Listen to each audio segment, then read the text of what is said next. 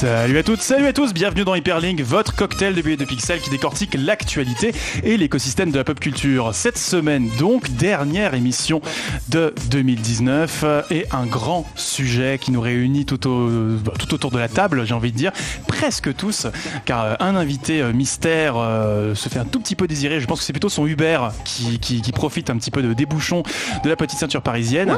Donc on va en profiter du coup pour saluer notre premier invité du jour, Kevin Avril de Planète Star Wars. Bonjour à tous. Comment ça va ? Bah ma foi, super, très content d'être avec vous aujourd'hui. Donc pour un événement si important, donc c'est vrai que je vous remercie de l'invitation. Bah Planète Star Wars, un sacré anniversaire aussi, 20 ans déjà. 20 ans de Planète Star Wars, donc c'est vrai que aujourd'hui on est devenu un des médias majeurs en matière de, surtout francophone en matière de Star Wars, et c'est vrai que Anakin Webb anciennement et puis devenu aujourd'hui Planète Star Wars, c'est une grosse aventure, notamment pour notre président, enfin le créateur du site, Pierre-Emmanuel. J'ai une pensée pour lui.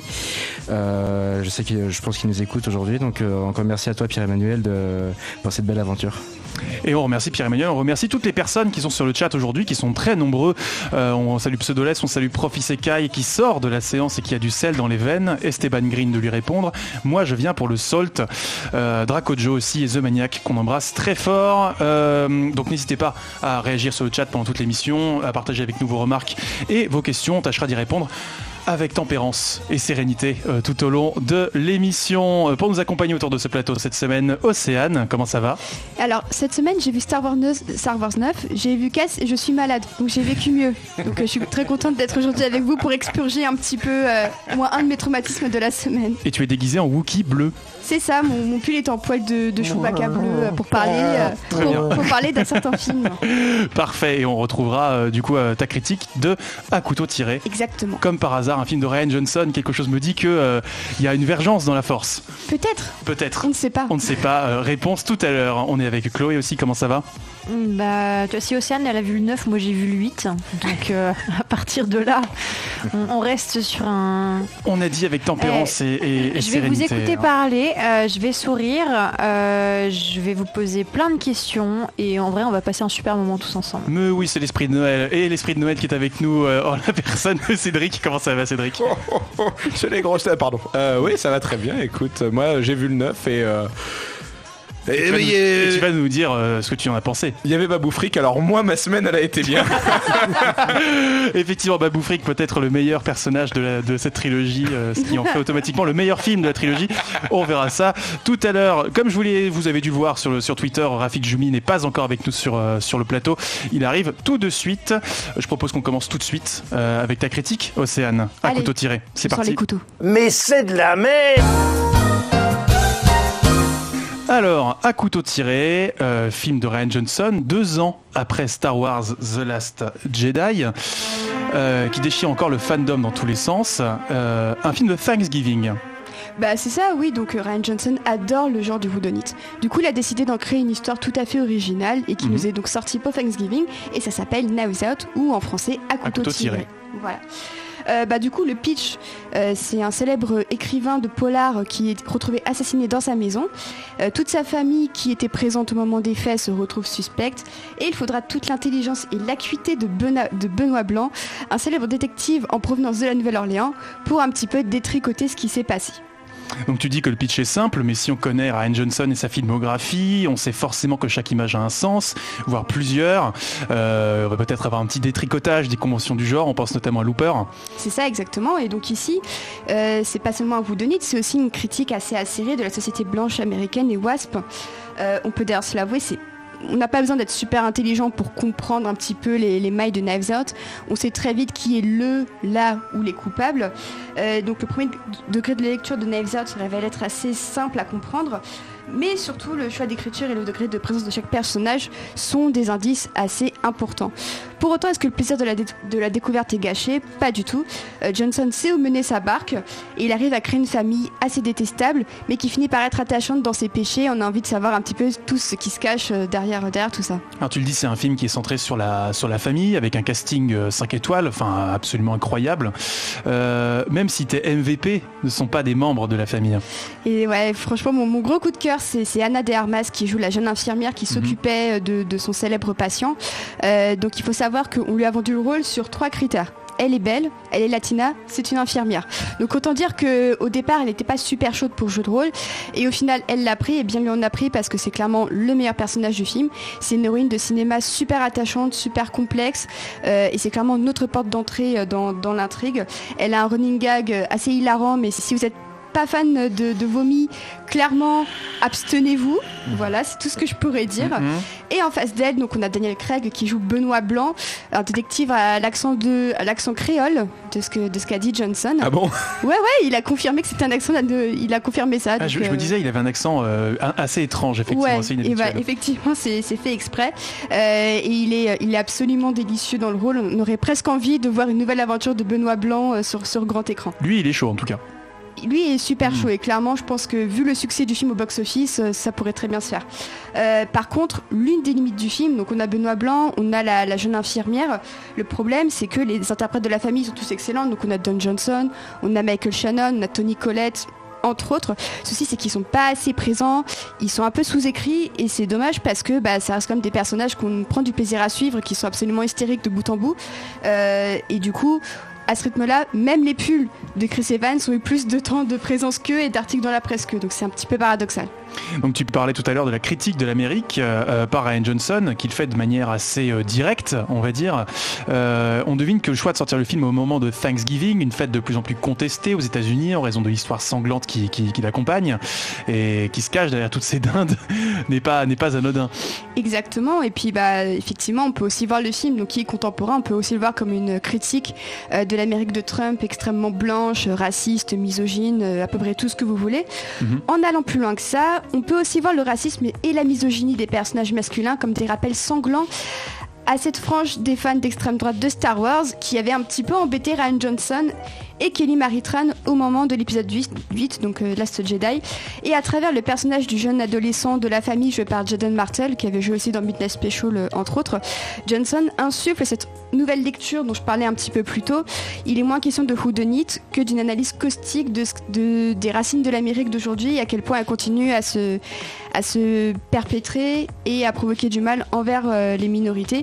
D'autre part, on peut aussi voir ça comme un immense droit de réponse envers cette partie du public qu'il a désavoué sur son Star Wars sur des critères stupides, le genre et la couleur de peau de ses personnages. Alors thématiquement, on l'a compris, le film est plutôt réussi, intelligent, mais en matière de mise en scène, est-ce que la caméra de Rian Johnson arrive à suivre ? Ah oui, complètement, parce que au-delà du défilé de stars, on aurait pu se dire le défilé de stars camoufle un petit peu les faiblesses du reste. Non, là en l'occurrence, la mise en scène suit complètement.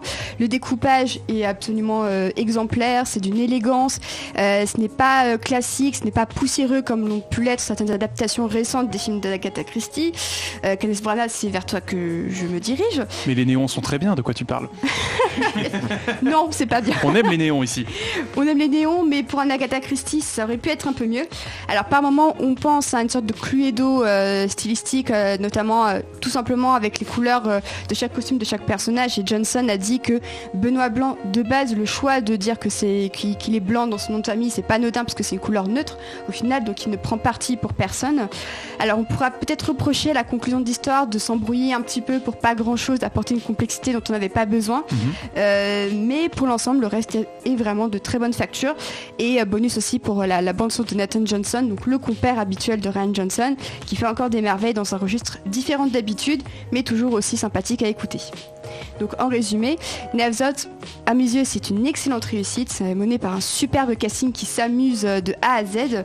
Rian Johnson confirme qu'il est vraiment à l'aise dans tous les registres, de la science-fiction au whodunit d'Agatha Christie. On espère presque avoir une nouvelle aventure donc de Benoît Blanc.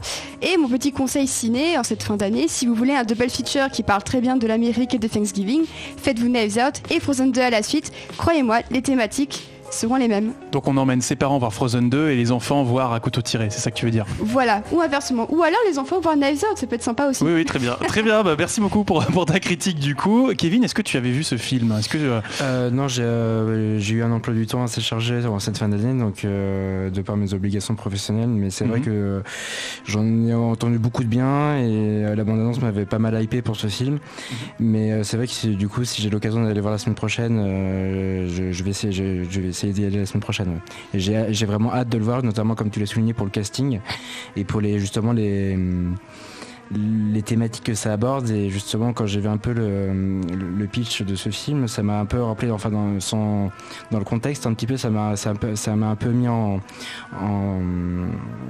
trame de fond le film Black Klansman, le très bon film Black Klansman, qui justement qui est inspiré de Denis Sarway, qui justement dénonce un peu cette vision un peu de l'Amérique blanche de Donald Trump. Donc c'est vrai que cette thématique m'intéresse beaucoup et j'aimerais beaucoup donc voir le film. Je pense que j'irai la semaine prochaine le voir. Toi Cédric, tu l'as vu ce film? Oui. Mais c'est intéressant en fait, ça montre une que Ryan Johnson, c'est pas un manche, vraiment, dans le sens que je suis pas d'accord avec beaucoup des points d'Océane, mais je la retrouve sur pas mal d'aspects. Donc mine de rien, il y a une certaine constante dans le film.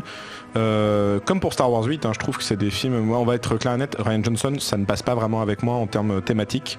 Je pense qu'il a de très bonnes idées, je pense qu'effectivement il peut être à peu près à l'aise partout. Il a un gros défaut, je pense, c'est son ego surdimensionné. Je pense que c'est un mec qui se croit un peu trop malin, qui essaye toujours de casser les codes pour ramener quelque chose d'autre. En soi, l'idée est intéressante et je suis toujours OP pour faire ça, mais je trouve qu'il n'y arrive pas très souvent, pour ainsi dire, jamais, à part dans son premier film Brick. Et là, elle le dit très bien, c'est un whodunit, c'est un genre très précis qui demande de respecter un certain nombre de codes. Il veut pas les respecter, mais du coup ça fait pas un whodunit parce que littéralement on nous balance un peu des éléments très importants pour l'enquête au bout de 30 minutes de récit, ça change complètement la donne. Et à chaque fois je me dis pourquoi pas, mais je vois pas où il veut en venir. Alors il y a le message social qu'il met dans tous ses films, c'est intéressant, mais ça commence à être la même chose et j'aimerais qu'il le fasse évoluer d'une nouvelle manière parce que c'est un peu tout le temps le même truc. Il y a en revanche, effectivement, et c'est beaucoup plus intéressant, la réponse aux fans de Star Wars très, comme on disait, Wasp, qui sont très, ferme ta gueule, t'as osé nous détruire notre bijou. Il y a une belle réponse et il y a un très beau message final. Rappelons que c'est une famille d'héritiers qui se tirent dans les pattes pour récupérer... Voilà, mais c'est ça qui est intéressant, c'est qu'en fait tu peux très bien le voir comme ce truc-là, mais aussi comme le fait que c'est une famille d'héritiers blancs, avec une servante latino. Donc il y a un double voire triple sens dans l'intrigue qui est intéressante, mais je trouve que avant d'amener ça, il faut réussir ton intrigue principale qui est le whodunit. Et je crois que c'est la débauche qui dit que c'est plus un whydunit du coup, et il a raison, mais moi ça m'intéresse pas les whydunits, je trouve ça assez relou et assez chiant. Les whodunits ça doit être amusant, on doit enquêter, on doit se poser des questions. Là on s'en pose aucune en fait. Ça dépend parce que là j'ai un exemple qui me vient en tête, Garde à vue de Claude Miller qui commence comme un film policier, au final c'est plus une étude de mœurs sur autre chose. Mais le whodunit c'est pas juste un genre policier, le whodunit comme elle l'a dit c'est le genre à la Agatha Christie, c'est très précis, il y a un meurtre, c'est un cluedo, il y a un nombre de coupables qui a fait le coup. À partir du moment où on te donne plus ou moins la réponse au bout de 30 minutes de film, sans rentrer dans les détails, il n'y a plus d'intérêt au whodunit en soi. Alors, pour moi c'est une déconstruction. Enfin, je vais juste ajouter quelque chose, c'est que pour moi Johnson, pour l'avoir vu à plusieurs reprises en vrai et tout ça, c'est quelqu'un qui au contraire est extrêmement humble par rapport à tout ce qu'il fait, et je pense que c'est surtout le fait qu'il soit super fan et qu'il veuille déconstruire ce qu'il aime que je trouve que c'est super intéressant ce qu'il fait sur la SF avec Looper, ce qu'il fait avec le space opéra de Star Wars, maintenant avec le whodunit. C'est des genres qu'il aime profondément et il se dit comment est-ce qu'on peut apporter du neuf à un genre en le déconstruisant pour lui apporter d'autres sauces. Alors c'est vrai que parfois ça fonctionne pas, et dans tout cas ça va pas fonctionner, mais à mon sens le mot-clé maintenant vraiment de la carrière de Johnson, c'est déconstruire un genre. C'est pour ça que je suis assez curieuse de voir ce qu'il peut faire. Je laisse ça par notre invité. Je suis d'accord avec ça, mais moi je pense pas qu'il reconstruise à la fin en revanche. Mais je rebondis sur ce que tu dis, Océane. C'est vrai que je suis totalement d'accord avec toi, c'est que Ryan Johnson est quelqu'un qui croit profondément ce qu'il fait et qui choisit ses projets justement parce qu'il aime cet univers. Ryan Johnson en soi aimait beaucoup Star Wars et on lui a reproché de faire du nouveau avec Star Wars et de complètement briser les codes de cette saga préétablie, et je trouve que justement c'est parce qu'il était fan de Star Wars qu'il a pu faire quelque chose de bien là-dessus. Moi je fais partie des gens qui ont aimé le 8 et qui remercient le travail de Ryan Johnson sur ce point, et il a été innovant, mais parce que du coup vu qu'il connaissait l'univers à la base, il a pu se permettre d'être innovant sur ce point. On va pas faire le débat trop en amont non plus, mais effectivement il y a une démarche cohérente dans tout son travail à laquelle au moins on est libre d'adhérer. C'est clairement pas un yes man. Non mais voilà, tu résumes bien, c'est plus est-ce qu'on adhère ou pas à la démarche. Moi j'adhère complètement effectivement à la déconstruction. Après on diffère tous les trois sur le fait que moi je trouve que ça n'apporte rien, sa déconstruction, là où Océane et notre invité Kevin trouvent que ça apporte quelque chose. Donc là c'est vraiment une question de ressenti pur en fait. Chloé, avant de donner la parole au chat. Moi ne connaissant que très très peu le travail du réalisateur. En soi, c'est pas sur ça que je me serais focalisée. Moi, il m'attirait bien en fait, rien qu'à la bande-annonce sur la thématique de polar dans tous les cas.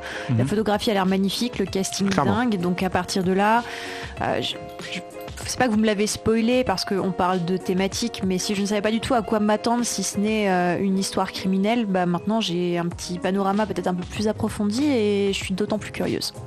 Très bien. Sur le chat, on a Esteban Green qui nous dit qu'il est assez chaud, déjà rien que pour voir Chris Evans qui joue enfin. Sachant que depuis le transpersonnage, on sait qu'il joue vachement bien Sunshine, quand il est dirigé. Oui, mais entre-temps, il y a eu Captain America. En fait, oui, c'est ça qui sous-entend, je crois, c'est qu'il n'est pas exploité dans Captain America, mais il dit que c'est dans le transpersonnage, il est bien, par exemple. S'il vous plaît. Et Darkanum qui nous dit qu'il est assez d'accord sur le fait que Rian Johnson a souvent de bonnes idées mais très maladroitement mises en œuvre et qu'il a quand même grave le melon.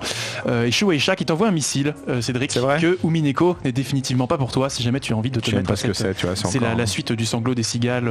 Je l'ai pas vu. Voilà. Pas très bien. Bref, voilà, c'est un visual novel.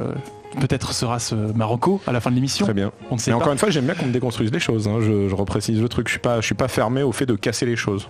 Très bien. On élargira sur ce sujet-là tout à l'heure. Quelque chose me dit qu'on va avoir de la matière. Les enfants, on va s'écouter Maria Takeuchi, Christmas wa Ishoni, parce qu'il paraît quand même qu'on a des bonnets sur la tête et que ce sont les fêtes de Noël. À tout de suite.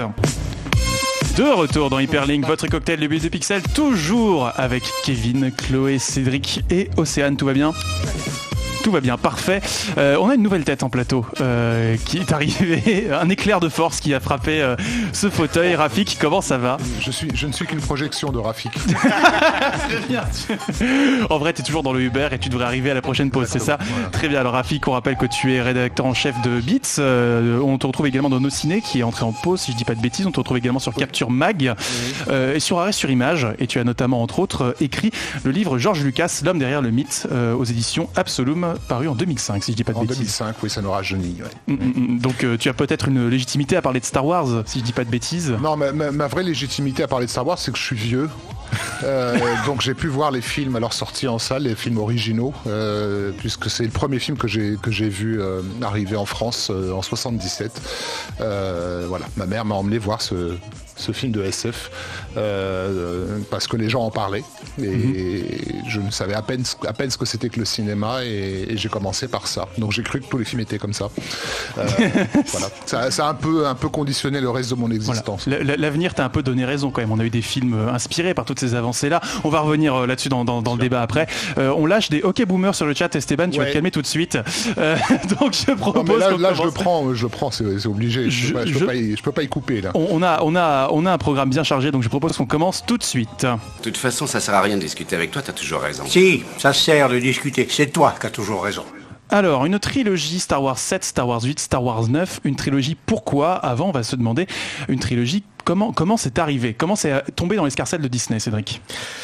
C'est assez simple, c'est Bob Iger, le patron de Disney, encore à l'heure actuelle, qui a pris le pouvoir en 2005-2007 de mémoire, très fort de ses différents succès, dont les rachats de Marvel et de Pixar, se dit il me faut des nouvelles choses dans mon escarcelle, et un jour il propose à George Lucas, alors ce que je vais dire là, ça vient des mémoires de Bob Iger, là ils l'ont remis dans un article du Figaro récemment, je crois, tout à fait. Mais ça vient de ses mémoires qu'il a écrit l'année dernière aux États-Unis.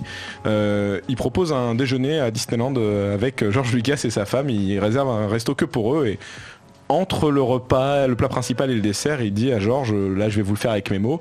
Bon, George, vends-moi Star Wars, t'es vieux. T'as pas d'héritier, laisse-moi assurer ton héritage. J'ai la phrase exacte, ce serait, tu as 68 ans, tu n'as pas d'héritier, ce serait mieux d'avoir quelqu'un pour assurer la pérennité de ton œuvre, non ? Voilà, donc t'es yeuf, tu vas crever, file-moi le bébé. C'est un peu comme ça.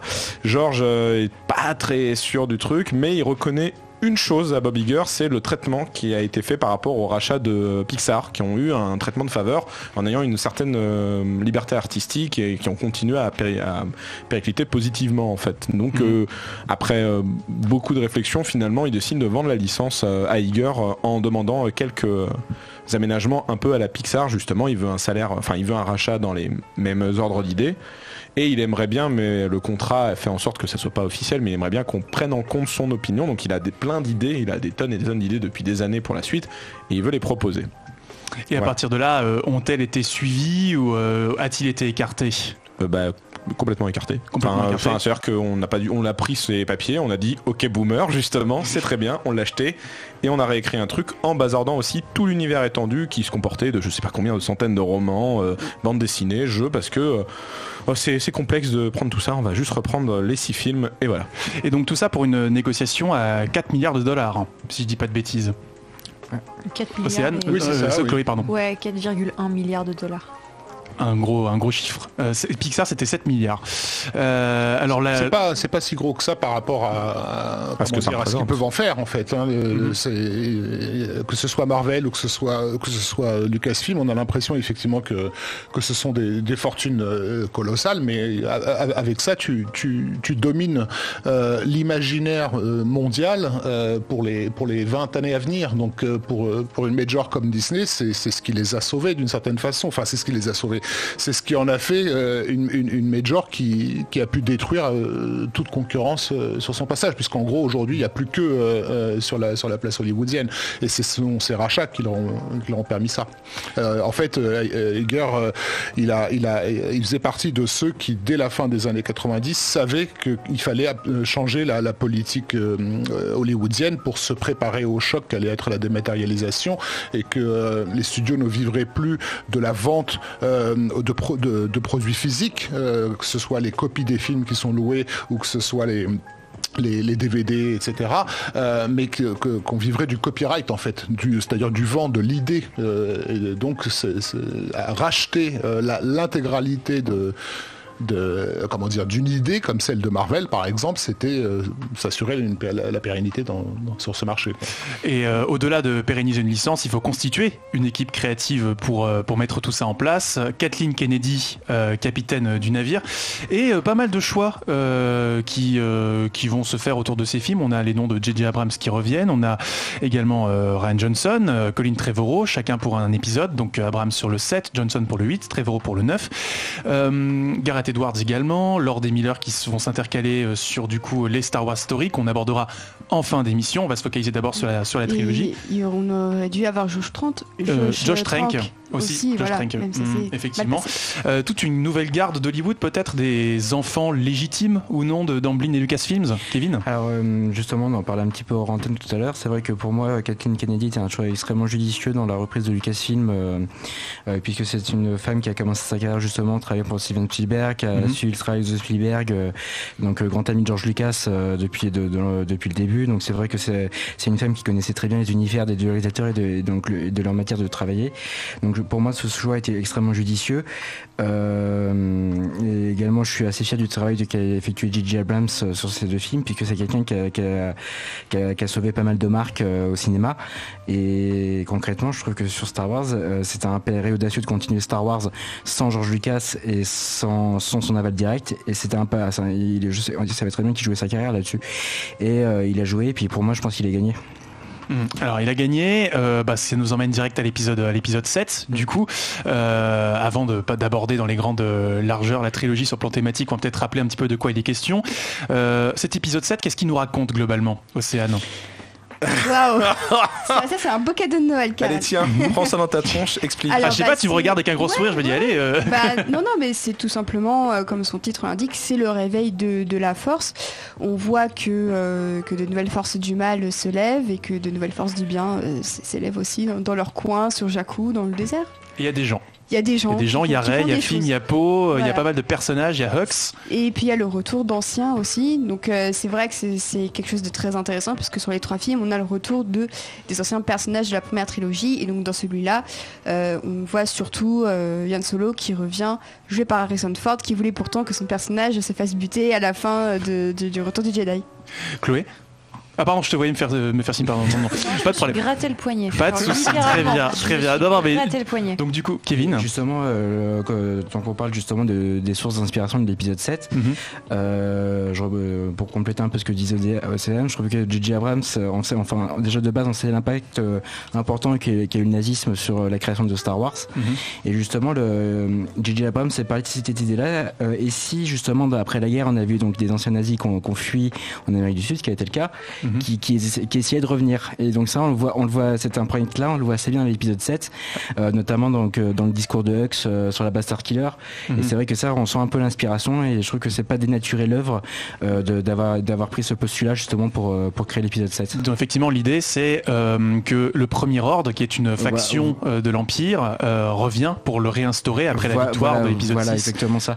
Et je trouvais que du coup, c'était pas dénué de fondement justement de se rebaser sur ça. Mais oui, c'est pas incohérent, parce que même George Lucas disait très clairement que sa trilogie avait une portée politique et qu'il parlait de thèmes politiques. Donc l'un des thèmes les plus cohérents effectivement entre toutes les trilogies, c'est de reprendre cette idée que le mal peut toujours revenir et qu'il y aura toujours une forme de haine qui se manifestera. Je pense que le souci initial, il n'est pas sur les thématiques qui sont effectivement là dans l'épisode 7. Il y a des embryons très intéressants qui peuvent être créés. Le problème, il est sur le choix même de J.J. Abrams, qui est ce qu'on appelle un fanboy.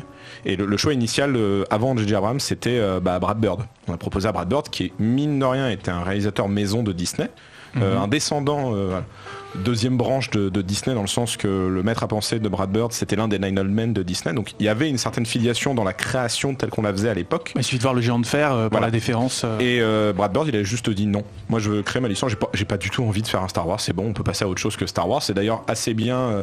Rafik, il en parle souvent de ce truc-là. Mais dans Tomorrowland, il y a une scène dans un magasin de jouets où les méchants sont gelés littéralement dans le temps entre plein d'icônes. Ils vendent des jouets Star Wars. Voilà, qui vendent entre autres des jouets Star Wars. Et l'héroïne, elle arrive à s'en sortir parce qu'elle arrive à ne pas rester bloquée dans la pop culture. Et globalement, c'est ce que Brad Bird, il dit, moi je veux pas ça. Et donc, qu'est-ce qu'ils prennent ? Ils prennent quelqu'un qui a des qualités, J.J. Abrams. Je vais pas m'atteler à est-ce qu'il est bon ou pas bon, mais qui est un fanboy, et dont le problème principal du set n'est pas, je pense, ses thématiques, c'est cette espèce de truc de pas vouloir aller plus haut que le maître, et un peu comme Jurassic World, de dire il y a un palier, on peut pas le dépasser, donc on va le copier, on va essayer d'être dans cette mouvance là. En fait, moi, le vrai problème du set, il est là, quoi. Je pense qu'il y a quelque chose qui a été vraiment oublié au fil des décennies, et qui est important de remettre, hein, c'est que Star Wars, là je parle du premier, donc c'est celui de 77, c'est vraiment un objet de la contre-culture. C'est devenu par la suite quelque chose de totalement imposé au niveau culturel, et pris comme un rouleau compresseur, etc. Mais c'est un film qui sort de nulle part et qui est en complet désaccord avec le Hollywood dans lequel il arrive. Le Hollywood de 77, c'est celui de Warren Beatty, Robert Redford et Woody Allen. Arriver avec un film qui ressuscite l'esprit pulp de Flash Gordon et Buck Rogers à cette époque-là, c'est une anomalie complète, parce que les gens, les adultes de l'époque n'ont pas compris ce qui est en train de se jouer en sous-sol dans les facs américaines, etc., avec l'émergence d'une culture de l'imaginaire, notamment autour des jeux de rôle, de l'heroic fantasy, le succès des Dunes de Frank Herbert, etc. Ils n'ont pas du tout vu arriver tout ça. Et Star Wars va porter en fait toute cette contre-culture, parce que c'est vraiment de la contre-culture, d'une façon digeste pour un grand public populaire, qui d'ailleurs a déserté les salles durant cette décennie.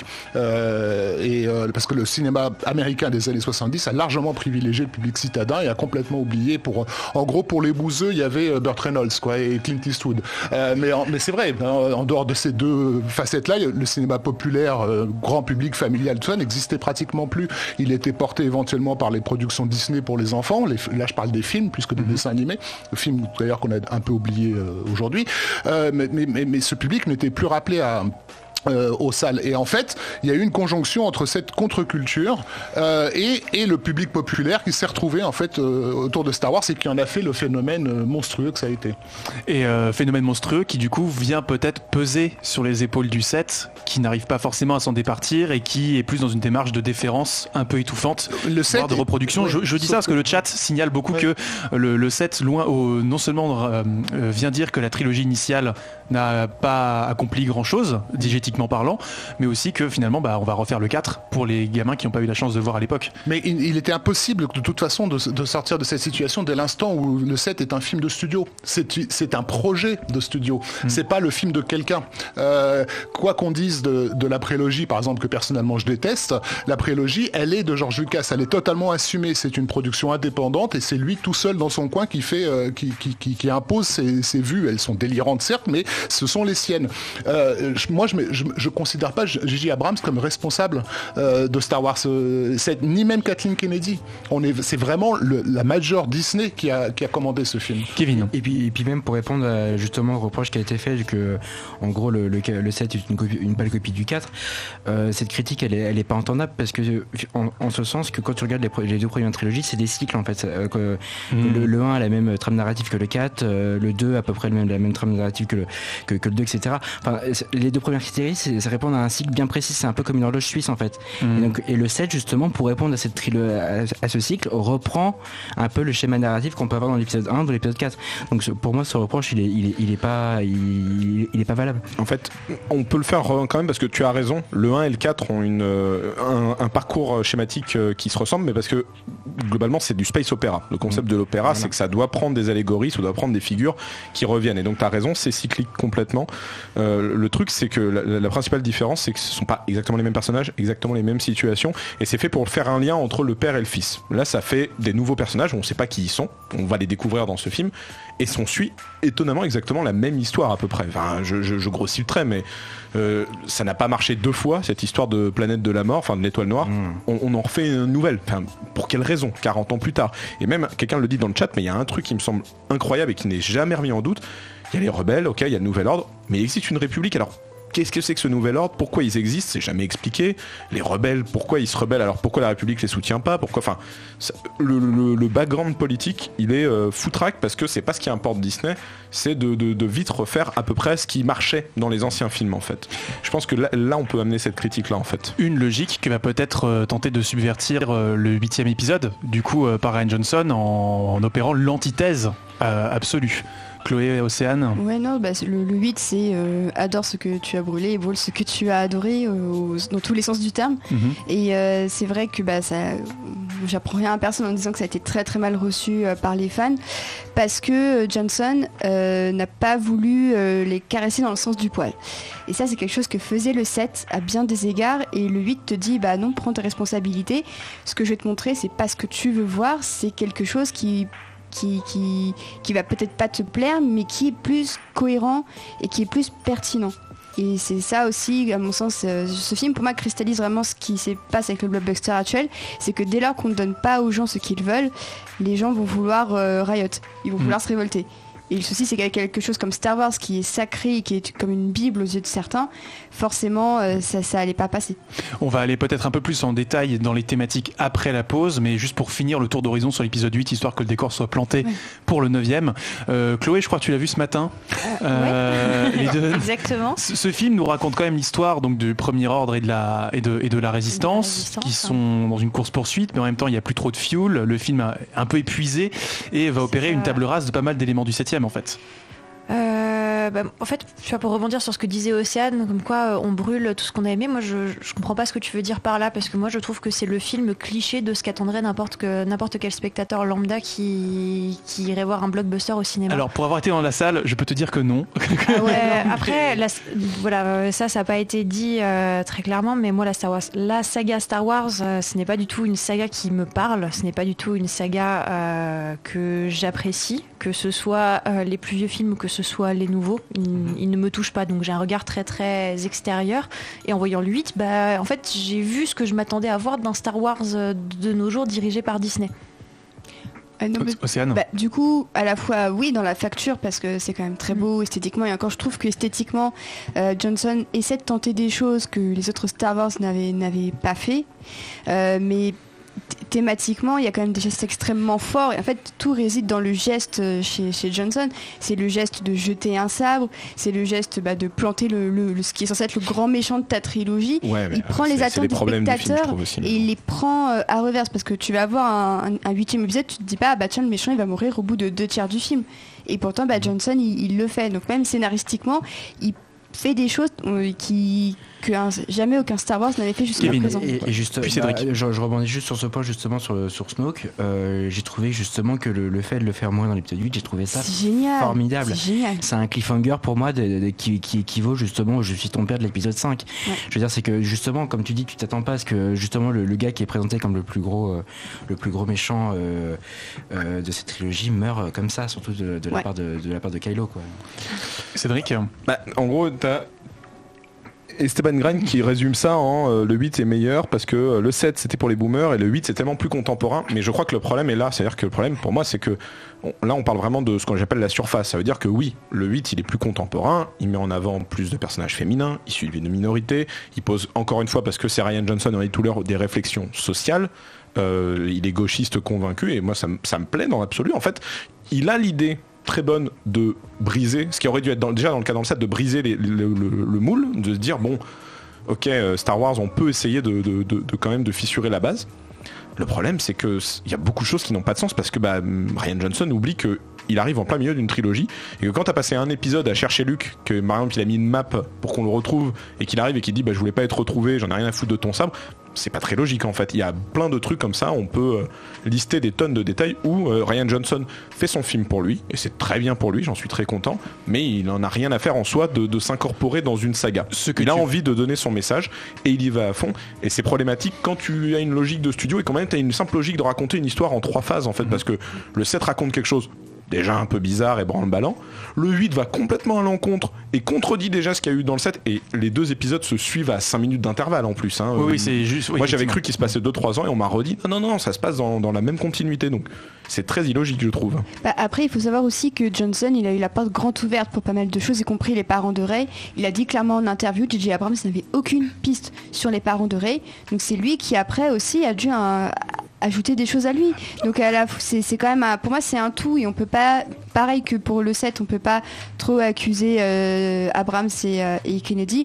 Là en l'occurrence, mettre toutes les fautes sur le dos de Johnson, pour moi c'est super injuste, parce que s'il a fait des choix, ils ont été validés par Kennedy, par toutes les instances. C'est comme le disait Rafik, c'est une logique de studio. C'est une logique de studio. Oui, je pense que sur cet épisode-là, il y a eu des conflits dont on aura idée dans 2 décennies, on finira par nous en parler. On a déjà une première idée avec les bonus du Blu-ray. Mais globalement, le 8 a été monstrueux. Et Rian Johnson, effectivement, quelqu'un a notifié que esthétiquement il y avait un tout petit peu parce que il faut dire aussi ce qui est. J.J. Abrams, ça reste pour moi en tout cas un réalisateur de télévision. Il n'a pas du tout une ampleur cinématographique. Johnson s'est un peu sorti les doigts du fion pour cadrer les choses, etc. Alors, on apprécie ou pas le fait qu'il aille récupérer du Tarkovsky par ici, du Kurosawa par là. Son film est une espèce de multi-référence à un cinéma qui était déjà des références pour le George Lucas de l'époque. Il a une attitude de fanboy, mais pas celle d'Abrahams. Il a une attitude de fanboy, je dirais plutôt esthétique et historique en fait, en allant chercher dans les mêmes zones. Ce qui manque à ces films-là, enfin à cette nouvelle trilogie, qui manquait déjà d'ailleurs à la précédente, et je reviens encore une fois à ce que Star Wars a pu représenter à une époque. Les films originaux, lorsqu'ils sortaient, c'était quelque chose d'extraterrestre dans le paysage cinématographique. Le Star Wars original est un film expérimental à tout point de vue. C'est-à-dire que le public qui voit ce film-là n'a littéralement jamais vu ce qu'il est en train de voir. Dès l'ouverture, avec ce plan célèbre du Destroyer qui passe au-dessus, ceux qui le voient aux États-Unis le voient en plus en Dolby Stereo, un nouveau système qui vient d'être mis en place où le son arrive de l'arrière de la salle. Enfin, tout est mis en place pour que le public soit bouche bée d'emblée en se disant mais qu'est-ce que je suis en train de regarder ? Je suis en train de regarder le cinéma du futur. Depuis quand un Star Wars a-t-il proposé cette sensation-là ? En 1999, lorsque La Menace Fantôme sort, c'est déjà un film de vieux. Le public de l'époque, il se prend dans la gueule Matrix, qui est d'une certaine façon le Star Wars de son année. La nouvelle trilogie, elle aurait dû avoir l'impact délirant qu'a pu avoir Avatar à sa sortie, c'est-à-dire de proposer encore une fois quelque chose à venir. Le cinéma va ressembler à ça. Et on se retrouve avec des fanboys comme J.J. Abrams ou même Rian Johnson qui te disent non, nous on veut revenir au used space, on arrête avec l'image de synthèse, on veut des vrais des vrais aliens, même le plateau à l'ancienne, quitte à tourner, j'aimerais bien même tourner ça en 35 mm pour retrouver un peu le grain de la pellicule et tout, là où voilà, enfin, non, Star Wars, ça devrait être en HFR, à 120 images par seconde, en 3D, sans lunettes, enfin, je sais pas, ça devrait être l'expérimentation à tout crin, et aussi au niveau de la mise en scène et du montage, parce que ça, on l'a jamais donné crédit à Lucas et notamment sa femme Marcia Lucas. Le montage de Star Wars, lorsqu'il sort en 77, c'est un montage de film d'auteur. Marcia Lucas, elle sort des films de Scorsese, quoi, si tu veux. Donc, est-ce que les films qui sortent aujourd'hui nous donnent l'impression d'être montés par des fous furieux, tu vois ce que je veux dire, enfin, bon, on a plus. C'est pas la patte Disney, ça, ou Disney, c'est pas des preneurs de risques. Bah non. Disney, ils ont racheté quelque chose qui fonctionne et ils vont l'user jusqu'à la moelle, mais leur but c'est pas d'être expérimentaux. Exactement. C'est pas un réalisateur qui va avoir son petit bébé, son petit bijou et qui va se dire je vais le décortiquer et je vais en faire tout ce que je peux en faire. On est dans le conservatisme absolu, quoi. Vraiment le cinéma doudou dans toute son expression, flatter les boomers, justement. Cédric, et après on conclut. Non, j'ai une phrase toute courte, mais on parle du risque. Tu as raison, Océane, tout n'est pas à mettre sur Rian Johnson. Quand je dis Rian Johnson, je résumais par lui parce qu'il est le réalisateur. Mais pour moi, quand je voyais le 8, je voyais, ok, donc tout ce qui n'a pas plu aux fans ou aux gens dans le set, ils sont en train de le briser. L'exemple le plus simple, c'est la scène du casque.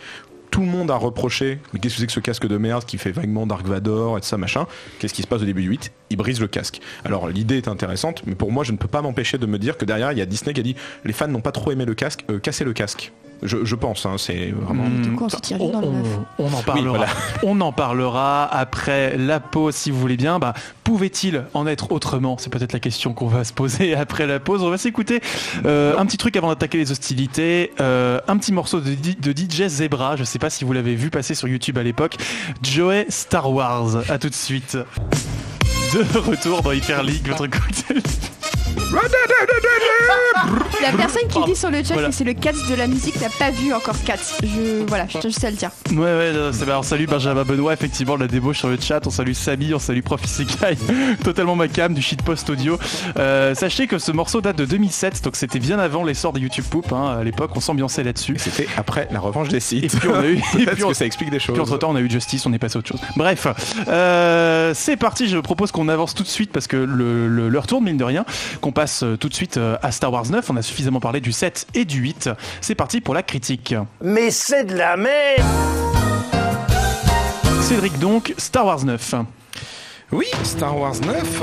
Alors déjà, je vais vous refaire un petit quand même de quoi ça parle. Une rumeur annonçant le retour de l'empereur Palpatine sème le chaos au sein de la galaxie. Une rumeur ou Twitter ou les trailers comme tu veux. En tout cas, c'est une rumeur. Ou un event Fortnite.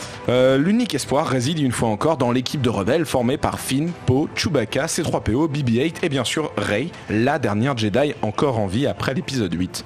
Face à eux se dresse toujours Kylo Ren, le nouveau suprême leader du nouvel ordre qui cherche à confronter Palpatine, potentielle menace à son récent pouvoir. C'est le 11e film de la saga Star Wars et il est une fois de plus réalisé par J.J. Abrams qui avait déjà réalisé l'épisode 7. Alors cet opus est un événement pour les studios Disney car il vient conclure la trilogie initiée en 2015 avec le réveil de la Force, mais aussi la saga des Skywalker. Sans plus de suspense, quel est ton ressenti sur ce dernier film ? C'est l'un des pires films que j'ai vu ces dernières années de loin, c'est horrible pour moi. On était ensemble à la séance. Oui. Je t'ai vu plus vénère encore visuellement que moi, mais bon. Déjà, moi il y a un vrai problème, c'est la bataille d'ego trip de Johnson et Abrams. Le concours de qui a la plus grosse, ça m'énerve un peu. On a essayé d'en rendre compte dans la première partie justement. Et quand tu le vois visuellement à l'écran, c'est pas bon. Ça veut dire que c'est vraiment indigne d'une production aussi dantesque en fait. Tu devrais pas avoir une bataille d'enfants dans une saga aussi grande en fait. Donc voilà, ça, mon premier problème il est là. Ensuite, la mise en scène et le montage sont vraiment pas bons. C'est que t'es comme du clip mais sous acide. Il y a plein de trucs qui ont aucun sens dans la mise en scène. Ça prend même plus en compte le concept de la trilogie mère pour abandonner. Ça s'est abandonné complètement. Déjà que les transitions en panneau avaient été à moitié abandonnées par Johnson qui lui faisait le troll. Il les inversait, il les mettait à des moments où ça servait à rien. Là, il y en a un au début et après ça ne sert plus. Donc ok, et on va dans une espèce de formule Disney Studio plus classique, mais qui aurait vraiment été sous NDMA comme je le disais. Il y a des sautes dans le temps, il y a pas vraiment un suivi de cohérence cinématographique, et surtout la scène d'intro elle est assez éprouvante je trouve pour les nerfs au tout début, mais elle est un peu dans la mouvance actuelle on va dire. Ensuite Scénario, je le trouve assez incohérent, rempli de Deus Ex. Il y a l'apparition de Palpatine au début du film qui nous dit globalement... les morts parlent. Voilà, non, les morts parlent, mais surtout il nous dit c'était moi. Depuis le début du set, c'est moi qui suis derrière tout, sans aucune explication. Et aux spectateurs de l'accepter parce que c'est comme ça, il n'y aura pas d'explication supplémentaire de je suis là et c'est comme ça. Ensuite, un problème qui pour moi est encore l'un des plus graves, c'est le concept de la force. Une des grandes raisons dans le succès de la série originale, tout le concept philosophique qui découle de la force, il est encore plus malmené qu'avant. Alors après un épisode 7 où c'était le concept que la force c'est des pouvoirs magiques, c'est une vision assez dangereuse pour moi qui venait pervertir ce que Lucas n'avait jamais fait, même dans la prélogie. Il n'était jamais arrivé à ce niveau-là de se dire c'est de la magie, on peut tout faire avec. Il y a eu Harry Potter entre temps. Il y a eu Harry Potter entre temps, ouais. Le 8 c'était... Il y avait aussi déjà encore ce truc un peu magique, mais il y avait en plus ce truc que tout le monde peut l'avoir sans aucun souci, sans aucun problème. Il n'y a pas besoin d'entraînement. Il y en a chez qui c'est inné, ça sera très puissant et vous verrez, tout le monde peut l'avoir. Ce qui aussi est une idée très dangereuse selon moi. Mais bon, là dans le 9, on a un nouveau concept, c'est que maintenant la force est élevée au concept de pouvoir clairement divin. Il y a des choses qui... Mais avec la Wi-Fi cette fois-ci. Voilà, et avec des Wi-Fi et surtout donc ce Wi-Fi qui est réservé à une élite de 100. Je n'en dis pas plus si vous ne l'avez pas vu, mais clairement tout le monde n'a pas accès à cet upgrade de la force. Il n'y aura que les élus choisis par le Blood Right. La force en premium donc. Tout à fait, effectivement, si tu as payé l'abonnement, c'est bon pour toi. Parfait. Et les acteurs, ils sont vraiment plus que des faire-valoir dans cette intrigue qui les dépasse largement. Ils sont tous mis sur le côté, on essaye même plus de les intégrer à l'histoire. Et vraiment, ils essayent de tenir ce qu'ils peuvent. Par exemple, là où le 6 mettait Luke Skywalker en avant, les autres n'étaient pas en reste. Il y avait quand même toute une seconde intrigue à côté. Là, beaucoup de personnages sont un peu mis, vraiment deviennent des persos secondaires. Et moi je mets une mention spéciale au très beau cabotinage de Billy Dee Williams et à Carrie Fisher qui soit elle est morte, mais son rôle il est pas très ouf quoi. Franchement c'est indigne la manière dont ils la font partir, je trouve, à titre personnel. Et surtout, c'est un dénouement crève-cœur pour toute personne qui a un tant soit peu aimé Star Wars, parce que ça tente de raccorder les wagons, d'inclure à la fin de cette trilogie comme la fin d'un mythe global, alors que le bon sens aurait été selon moi d'accorder les violons avant toute chose pour commencer cette saga et de nous dire un truc, est-ce qu'on avait vraiment besoin de cette trilogie ? C'est toute la question. Donc, comme d'habitude, tu n'es pas très tendre. Certains diront petit geek bougon. Mais pour une fois, les critiques professionnelles comme publiques te donnent, disons, globalement raison. Pour beaucoup, le film est un gâchis, un affront aux fans de la première heure, comme ceux qui avaient apprécié le 8, justement. Ça veut dire qu'il n'y a rien à sauver ? Alors, moi, à titre personnel, il y a quelques petits points sympathiques. Ça rend pas le film meilleur pour autant, mais il y a quelques petites choses qui m'ont plu. Déjà, il y a la musique de John Williams, que je trouve un peu plus inspirée que dans le 7 et le 8. Il y a quelque chose de très beau qui en ressort. Il y a des très beaux thèmes. Le thème, entre autres, les thèmes du Dark Side sont plutôt intéressants. Tous les thèmes un peu obscurs. Donc non, il s'est quand même, vu son âge avancé et vu qu'on est dans les dernières compos et que c'est sûrement la dernière fois qu'il touche à Star Wars, il y a quelque chose de très beau. Il n'a pas essayé d'être déférent par rapport à tout ce qu'il a créé avant. Il a essayé de créer des nouvelles choses. Pratiquement sans se soucier de ce qu'il y avait à l'écran d'ailleurs. Oui, voilà, c'est... Mais bon. Mais donc la musique est vraiment très bien. Moi je l'ai réécoutée plusieurs fois depuis. Je la trouve vraiment très belle. Et ensuite, pour moi, la grande force de cette série, je l'avais dit avec Avengers, pour moi la grande force ça avait été le personnage de Captain America qui avait été écrit sur une continuité et qui tenait bon malgré tous les scénaristes.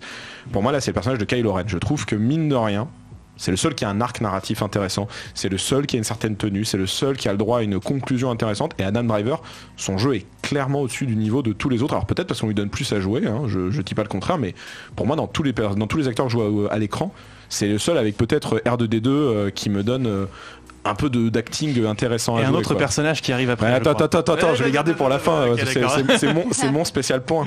Ensuite, je trouve quand même qu'il y a quelques scènes réussies. Je ne vais pas vous les spoiler. Il y a entre autres une scène avec Kylo Ren face à un personnage à la mer. Je la trouve étonnamment assez juste dans ce qu'elle veut donner. Elle n'est pas trop fan service. Elle est ce qu'il faut et elle est assez réfléchie sur la qualité des dialogues. Et je trouve aussi l'échange entre Rey et Kylo assez intéressant à la fin.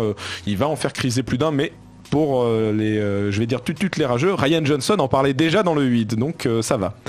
Et surtout, bonus au meilleur personnage que cette saga ait jamais créé, cette nouvelle trilogie, si elle a un truc, c'est Babu Frick, cette espèce de petite marionnette ingrate qui n'a que 3 minutes à l'écran, mais que j'ai trouvé merveilleuse, surtout pour son plan final dans un cockpit. Si vous la voyez, vous saurez que c'est mon prochain mème de l'année, parce que c'est juste ils ont déjà fait des pulls et des t-shirts et tout. Booba Frick dans mon cœur, mais Booba Frick, c'est génial ce perso. Je pourrais faire une ode à ce perso tellement il est cool, alors qu'il n'a que 3 minutes d'apparition à l'écran. Je trouve juste incroyable ce perso. Au final, Alors au final, que penser et retenir de ce film et même de cette trilogie ? À titre personnel, je vais vous parler un peu de ma vie. Même si j'ai grandi avec Star Wars, j'ai toujours été plus attiré par l'univers que par la réalisation des films en soi. C'est la raison, par exemple, pour laquelle j'ai toujours bien aimé la prélogie de Lucas, parce que bien que mal réalisée, bien que foutraque, elle me proposait au moins des nouveaux univers, des nouvelles créatures, des nouvelles planètes à explorer, des nouveaux concepts. Et surtout, elle ne contredisait pas spécialement tout ce que la trilogie initiale avait créé. Elle essayait vraiment de développer un univers, qu'on accepte ou pas. Elle n'essayait pas de contredire ce qui existait. C'était peut-être insatisfaisant pour les fans, mais ironiquement, c'était plus enrichissant que ce que Disney propose depuis 2015. En effet, si les épisodes 7 et 8 ont réussi à plaire à différentes strates du public, je pense que c'est parce qu'ils ont donné aux gens en partie ce qu'ils avaient envie de voir, plus ou moins. C'est-à-dire, le 7, les fanboys ont eu ce qu'ils voulaient, le 8, les anti-fanboys ou ceux qui voulaient du renouveau ont eu ce qu'ils voulaient, mais ça cachait un fait assez évident qui saute enfin aux yeux de beaucoup de monde avec cet épisode 9. Disney ne sait pas, ou ne sait plus, ou ne veut plus raconter les histoires. Le studio, comme beaucoup de monde à Hollywood, ne cherche plus spécialement à créer, mais à contenter un public qui répondra positivement sur les réseaux sociaux et donnera une légitimité à son entreprise de rentabilisation de l'image. L'ethos, qui relève de l'esthétique, a pris encore plus de pas sur le logos, le discours même du récit. Et pour ceux qui pensent que c'est la première fois que Disney est vraiment aussi maladroit et grossier dans cette proposition de narration, je pense que ça fait quasiment une décennie maintenant que le studio Grandes Oreilles use de ces artifices. Seulement cette fois, la pilule n'est pas passée parce qu'elles sont visibles même aux plus aveugles d'entre nous. Car à vouloir satisfaire tout le monde, combler tous les trous d'une trilogie non désirée où chacun a tenté de crier plus fort que l'autre, personne n'est gagnant. Que ce soit le studio qui perd définitivement en crédibilité ou le public qui perd tout simplement la foi. La foi a-t-elle été perdue en ce plateau, Océane ? Oui, complètement. Aïe. C'est vraiment au point où ça m'a... J'aime l'épisode 7, j'aime vraiment beaucoup l'épisode 8. Et ce 9, c'est vraiment une immense tâche de boue sur ce que j'ai apprécié auparavant. Et effectivement, comme tu disais Cédric, à vouloir contenter littéralement toutes les moindres franges du fandom, sauf une, qui est Finpo. Et mais littéralement tout le monde à son moment. N'importe quel fandom à son moment dans ce film, et c'est pour moi, ce film c'est pas tant un film qu'un enchevêtrement de scènes où chacun va y voir ce qu'il veut en fait. Et clairement pour moi on atteint les limites, et je repense au film et je me dis c'est un enchevêtrement de scènes et c'est même pas un film qui se tient de manière cohérente. Le plan de Palpatine, moi j'y repense et ça change toutes les 5 minutes et j'ai strictement rien compris à ce plan, pourquoi ça change à chaque fois. J'en suis sortie super en colère, et le fameux échange final entre Rey et Kylo, j'ai failli lancer un immense vous foutez de ma gueule dans la salle, et je pense que j'aurais dû le faire en fait, parce que plus j'y pense et plus ça m'énerve en fait, et c'est très très rare que des films me fassent cet effet. D'habitude il y a des films que j'aime pas, voilà. Viens du côté de la colère. Ouais, franchement ouais, comme j'expliquais à des amis, je suis sur le point de basculer du côté obscur, parce que clairement ce que j'ai vu, je me suis sentie insultée, et je me suis sentie insultée parce que j'ai eu l'impression que les personnes qui avaient vu l'épisode 8 s'étaient dit je vais faire autre chose et je vais cracher non seulement à la gueule de Rian Johnson, mais aussi à ceux qui ont aimé le 8. Et c'était déjà le cas dans le 8 hein. Dans le 8 ça avait déjà ce côté je crache à chaque fois je te renvoie la balle quoi. Pour moi c'est pas cracher à la gueule des fans du 7 le 8, c'est cracher sur le fait qu'il faut casser le moule. Pour moi il y a une grosse différence. Pseudolès sur le chat nous dit que c'est la suite friquée des clashs de clips musicaux, ce qui ne fait que renforcer sa curiosité pour voir le film. Kevin, toi ton avis sur Star Wars 9? Concrètement moi ce film j'ai vraiment trouvé vraiment top brillant, parce que en soi, bien sûr après la mort de Snoke ils étaient obligés de refaire venir quelqu'un d'assez charismatique. Quand on connaît à peu près la mythologie autour de Dark Sidious et de Dark Plagueis, sur justement le pouvoir qu'il pouvait infliger sur la mort, etc. Et évoqué dans 3 d'ailleurs. Évoqué dans 3 d'ailleurs, justement il y a là où il y a peut-être des gens l'ont pas remarqué, mais Palpatine ressort exactement la même réplique dans le 9 que dans le 3, justement qu'il n'y avait pas de Dark Plagueis. Oui. Donc je trouvais ça assez bien mené. En soi, je trouve que le personnage comme tu le mettais en avant, le personnage de Kylo Ren est très bien travaillé dans ce film. Le côté à la fois répulsion, rédemption, je trouvais que c'était assez bien travaillé. Et puis, contrairement à toi, je trouve aussi que le personnage de Rey porte ce film à bout de bras. Rey, pour moi, en fait, Rey et Kylo seront pour moi les deux mêmes faces d'une même médaille, en ce sens que à chaque fois, ils remettent en balance leur croyance dans la Force. Et sauf que même si Kylo est un peu plus borderline que Rey, chacun ont à peu près leur même vision, qui font finir avec l'ancienne République, avec les anciens héritages, pour pouvoir décemment, enfin entre guillemets, porter quelque chose de nouveau et de manière carrée et vraiment indépendante de ce qui a été fait jusqu'à présent. Effectivement, disons que le film, en ce qui me concerne, il y a une profession de foi même dans le casque de Kylo Ren qui évoque visuellement. C'est sympa parce qu'ils ont au moins pas explicité ça dans le film. Ils ont laissé un petit peu de puissance de suggestion à cette idée. C'est le casque de Kylo Ren justement qui fait écho à l'art japonais du kintsugi. C'est qu'en céramique, quand on casse un vase ou un bol ou un objet précieux, on le ressoude mais avec de l'or pour sublimer la blessure et essayer de montrer qu'on peut quand même survivre à ça. Et l'idée qu'on va ressouder Kylo Ren et qu'on va finir son arc et l'emmener là où il devait aller, c'est peut-être peut-être la seule chose à peu près sauvable du film en ce qui me concerne en tout cas. Parce que effectivement pour le reste je souscris à peu près à tout ce que vous avez dit, Rafik. Je te vois l'œil un peu perdu dans l'horizon. Ce que vous êtes en train d'évoquer, donc en fait l'arc Kylo Ren. Ray, merci. C'est pratiquement la seule chose qui n'est pas conditionné par le préalable, c'est-à-dire que tout ce qu'il y a autour d'eux n'est que de l'emprunt en fait à ce qu'on imagine être l'univers Star Wars. Donc il y a moi ce qui m'a choqué dans celui-ci plus que dans les autres, c'est que les Star Wars, comme tous les films d'ailleurs, se font essentiellement au montage et celui-ci est absolument bourré de trucs et astuces qui consistent à cacher en fait les problèmes narratifs. Vous le reverrez peut-être et vous ferez attention à ça. Le nombre de fois où les personnages sont vus à l'écran en train de donner leurs répliques, le nombre de fois où on a des reaction shots, etc. Donc en fait, le film a été, je pense, construit alors que le récit n'était pas encore décidé par les instances. Il a été probablement remonté dans tous les sens. Ça se voit aussi dans l'utilisation de la pauvre Carrie Fisher, dont on a pris 3 répliques qu'elle a pu dire un jour sur le plateau pour essayer de lui créer un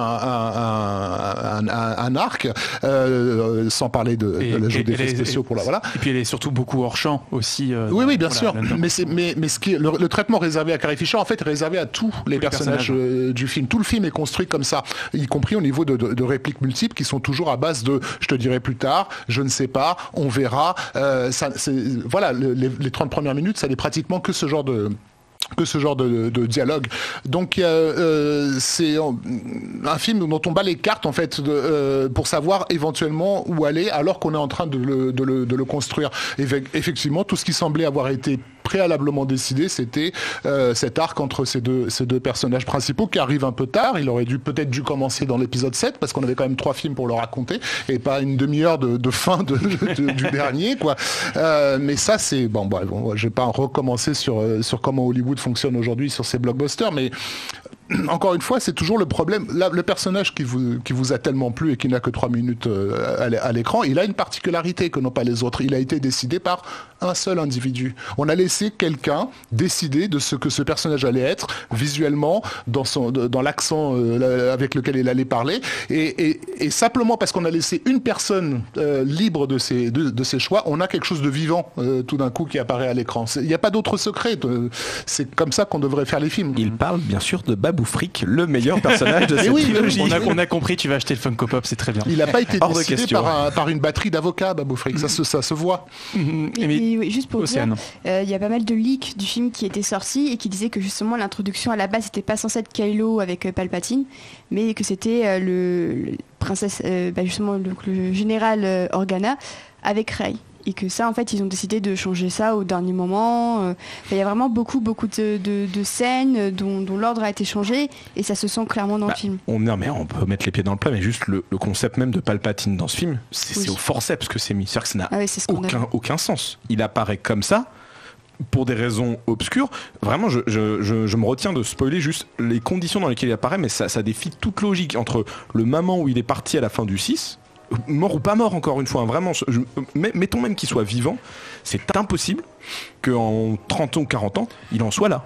Il en soit à ce point-là exactement et qu'il ait pu faire autant de choses. Ça n'a aucun sens et on sent que j'ai vraiment l'impression qu'on s'est dit oh là là, qu'est-ce qu'il nous a fait Ryan, je sais plus quoi faire, il a tué tous les persos, qu'est-ce qu'il nous reste dans le listing, dans le catalogue qu'on n'a pas encore eu, ok vas-y on met Palpatine, vas-y. Alors il y a quand même un élément là, enfin, je prends un peu d'avance parce que ça vient des produits dérivés autour de cette trilogie, mais dans Battlefront 2, le jeu PS4 de Electronic Arts, dans l'intrigue du jeu, Palpatine revenait justement et c'était censé teaser quelque chose pour l'épisode 9. Donc on peut supposer que dans le transmédia, tu trouves tes réponses, mais ça fait pas des films. Ouais, enfin ça a jamais été vraiment une licence transmédia de base dans ce qu'elle voulait raconter Star Wars. C'est-à-dire que le truc le plus transmédia, c'était que Boba Fett, il apparaissait dans le Christmas Special dans un dessin animé, et encore son introduction, elle est quand même là dans le 5 quoi. On le présente, on dit vous allez faire ça et puis c'est tout. Donc c'est très bien d'avoir présenté dans un jeu vidéo qu'il y avait un perso, mais moi je joue pas au jeu, bon bah du coup il est là concrètement, il est là. Mais Rafik, tu disais effectivement il y a beaucoup de personnages qui disent je sais pas, on verra tout ça. Est-ce que on peut dire maintenant que cette trilogie est terminée, là je m'adresse à tout le plateau, que finalement elle est passée à côté de son sujet? Je pense qu'elle ne pouvait pas l'aborder. Moi, vraiment, dès l'instant où on a su que Disney rachetait Star Wars, à l'époque, on était plusieurs à l'annoncer, que de toute façon ils allaient réanimer un cadavre. Moi j'ai toujours été choqué par cette tradition assez américaine justement qui consiste à maquiller les cadavres pour pouvoir les présenter aux gens, mais quelque part pour moi le 7 et le 8 et le 9 c'est ça, c'est Six Feet Under quoi. C'est-à-dire que plus le cadavre est en train de se décomposer et plus il faut rajouter du maquillage par-dessus pour pas que ça se voit, et on se retrouve au bout du compte avec une espèce de clown effrayant, voilà, avec du rouge et du jaune partout pour cacher qu'en fait il est mort depuis des années.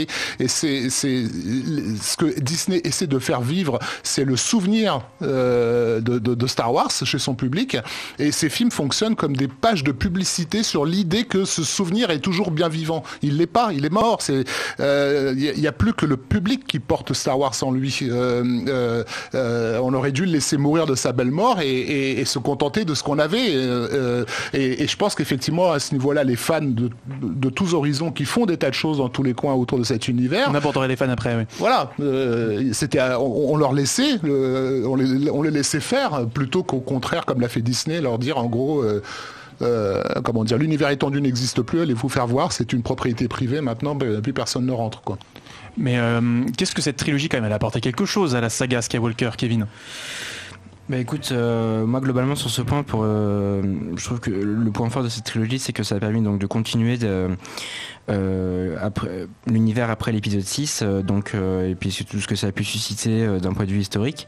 Mais ce que je trouve que globalement, c'est qu'il faut pas oublier quand même que c'est une trilogie qui a été faite sur un univers qui est quand même énorme, une mythologie que George Lucas a mis en place, mais ça s'est fait sans lui. Donc globalement, c'est un peu comme si on donnait un bouquin de Stephen King à finir par un auteur qui débute.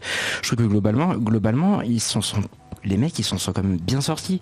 Je veux dire que toute personne autour de cette table, autant fan qu'on est, je pense pas qu'on aurait eu peut-être des idées meilleures sur cette trilogie pour pouvoir faire quelque chose de bien. Donc concrètement, je pense que globalement déjà prendre la suite de Star Wars sans George Lucas, c'était risqué.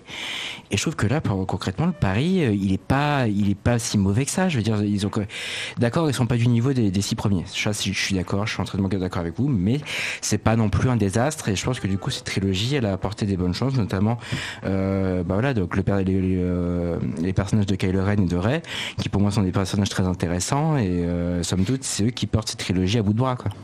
Et du coup un petit mot pour finir sur Star Wars 9 avant qu'on passe à la suite du débat. Ce sera tout, Océane? Il y a quelques scènes que j'ai quand même bien aimées, et pour moi cet épisode 9 entérine le fait que mon personnage préféré de cette trilogie, ça reste Poe Dameron. Je trouve que c'est l'un des personnages les plus cohérents au fur et à mesure des 3 films. Il débute comme un poster boy hyper charismatique. L'épisode 8 le remet complètement en question, donc le déconstruit complètement en lui disant écoute, ton leadership, faudrait peut-être le remettre en question, parce que c'est pas parce que t'as des bonnes idées. Enfin, le 8 lui apprend énormément de choses, c'est une énorme leçon d'humilité, et ça je trouve que c'est super appréciable.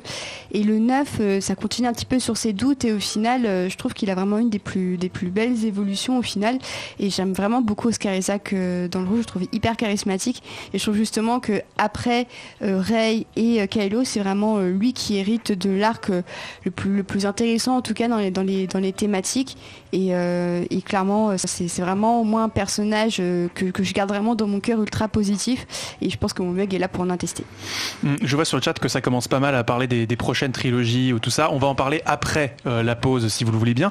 On va s'écouter, alors c'est un mème que j'ai découvert cette semaine par le biais d'un échange cryptique sur Twitter avec avec Rafik, entre Elisa, notre bien-aimé CM et Rafik, à base de mouettes, une histoire de mouettes. Rafik, dis-nous-en un petit peu de quoi il s'agit en fait. C'est Yoda qui chante, c'est ça? En fait, oui, c'est une chaîne YouTube qui s'appelle Bad Lip Reading, d'un gars qui travaille dans la musique, qui a un petit studio d'enregistrement et qui s'amuse à lire sur les lèvres des personnages pour essayer de deviner ce qu'ils disent. Sauf qu'il lit mal et il enregistre en fait sa mauvaise lecture. Du coup, ça fait quelque chose qui donne l'impression d'avoir été réellement prononcé par le personnage à l'écran et qui est généralement absurde. Et donc il a fait la saga Star Wars autour de ce Bad Lip Reading. Et dans la saga Star Wars, il s'est aussi amusé à faire des chansons. Et donc il y en a 4 ou 5, je crois, dont une qui est la chanson de Yoda, qui tourne entièrement autour des mouettes. Des mouettes et de la plage, ouais. C'est pas très Noël, mais je propose qu'on écoute ça tout de suite. Voilà, mais visuellement c'est encore... avec le visuel, mais vous irez voir ça sur on mettra YouTube, le lien dans le chat, pas de souci. Ah bah on s'écoute ça et on se retrouve juste après. Babou Freak Forever. De retour dans Hyperlink, votre cocktail de billes de pixels, toujours en compagnie de Rafik, Kevin, tout va bien? Nickel, c'est très appréciable cette pause musicale, non? Non, ça sert bien, c'est bien, c'est sympa. Une bien belle découverte. Je propose qu'on avance tout de suite dans le débat en se posant la question, tout simplement, Star Wars est-il encore un événement cinématographique en 2019? Chloé, je te vois me regarder dans le vague. Je te regarde. Alors ça l'est parce que les films ils sont toujours attendus. Il y a toujours des avant-premières, les gens se jettent dessus, ça reste un phénomène, il y a la nostalgie, il y a une communauté, Star Wars ça incarne quelque chose. Donc ça reste un événement cinématographique, mais depuis la reprise par Disney, c'est un événement cinématographique qui déçoit plus qu'il ne fédère. En tout cas, sur le moment, il va y avoir de la hype et puis... les gens vont être déçus. Je pense aussi que le fait de sortir des épisodes dans des délais aussi raccourcis, je rappelle quand même qu'en moins de 6 mois, on a eu The Last Jedi et on a eu Solo. Et pour moi, c'est clairement, on n'est pas au point d'avoir une overdose de Star Wars. Je trouve qu'avoir un film tous les 2 ans, ça reste quand même plutôt correct. Mais pour moi, le rythme de production est clairement discutable. Avant, c'était 3 ans. C'est ça le truc, c'est que les 2 premières trilogies, c'était un épisode tous les 3 ans. Et je pense que 3 ans, c'est un minima quand tu veux faire un film, surtout un film de SF avec un peu de budget. Là, ils sont partis du principe qu'ils allaient tout prévoir un peu en avance, puis finalement non. Et comme tu l'as dit, en plus de ça, on a intégré les spin-offs. En plus de ça, les séries télé. Alors, je parle même pas de Mandalorian, mais même il y a eu des séries télé animées. Enfin, il y a eu Clone Wars. Comme avec Marvel, ils se sont dit, on a cette licence. Comme Zerafix, c'est une bagarre de copyright. Il faut que le copyright Star Wars soit le plus présent. Et donc, on l'a acheté à 4 milliards. Il faut la rentabiliser, cette licence, le plus vite possible. Et puis Kevin, surtout, Kevin puis Rafik. Alors, je pense que justement ça reste dans la mesure de le phénomène est tellement immense que ça reste un événement à chaque sortie. Mais comme vous l'avez souligné tous les deux, c'est que c'est vrai que le rythme qui a été sorti, donc un film tous les ans depuis 2015, c'est un peu trop. Et en fait, tu peux pas faire du Marvel avec du Star Wars. C'est-à-dire que les univers sont tellement disparates et sont tellement différents, c'est que tu peux pas sortir un film tous les ans. Et je pense que ça doit rester justement, comme Lucas a très bien su le faire un film tous les 2-3 ans et là justement tu peux générer de la hype autour de ça.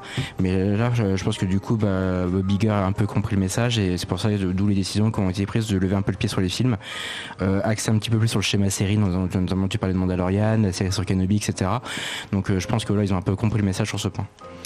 Rafik, du coup pour moi, ça n'est pas du tout des événements, puisque, encore une fois, je suis désolé de revenir sans arrêt en arrière, mais je disais tout à l'heure que ce sont des films qui étaient complètement extraterrestres par rapport au reste de la production. C'est-à-dire que quand non seulement il fallait attendre 3 ans pour avoir un nouveau Star Wars, mais surtout il y avait absolument rien qui pouvait être comparé à ce qu'on nous proposait. Donc l'événement, il se créait aussi par le caractère absolument exceptionnel de ce qui se produisait. Là, ce qu'on a aujourd'hui, c'est pas, enfin, c'est du Marvel-like. Donc t'as eu le même genre de film film, non pas 6 mois avant, mais le mois précédent ou la semaine précédente. On a 5 ou 6 productions, généralement toutes des productions Disney, qui se suivent dans l'année et qui fonctionnent toutes sur les mêmes principes, avec le même type de visuel, le même type de flash, le même type de bande-annonce.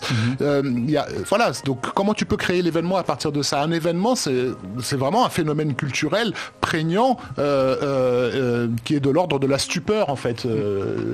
C'est ça un phénomène cinématographique, c'est quelque chose où tout le monde se dit waouh, qu'est-ce que c'est que ce truc, quoi. Avant de revenir sur ce que disait Kevin, et pour te répondre, je salue les 5 personnes qui nous ont follow à l'instant: 3 soumis, AG3974, Mick Shaker, Nekop 1 et Adrasthesis. Merci à vous, n'hésitez pas à faire de même, ça nous aide à continuer.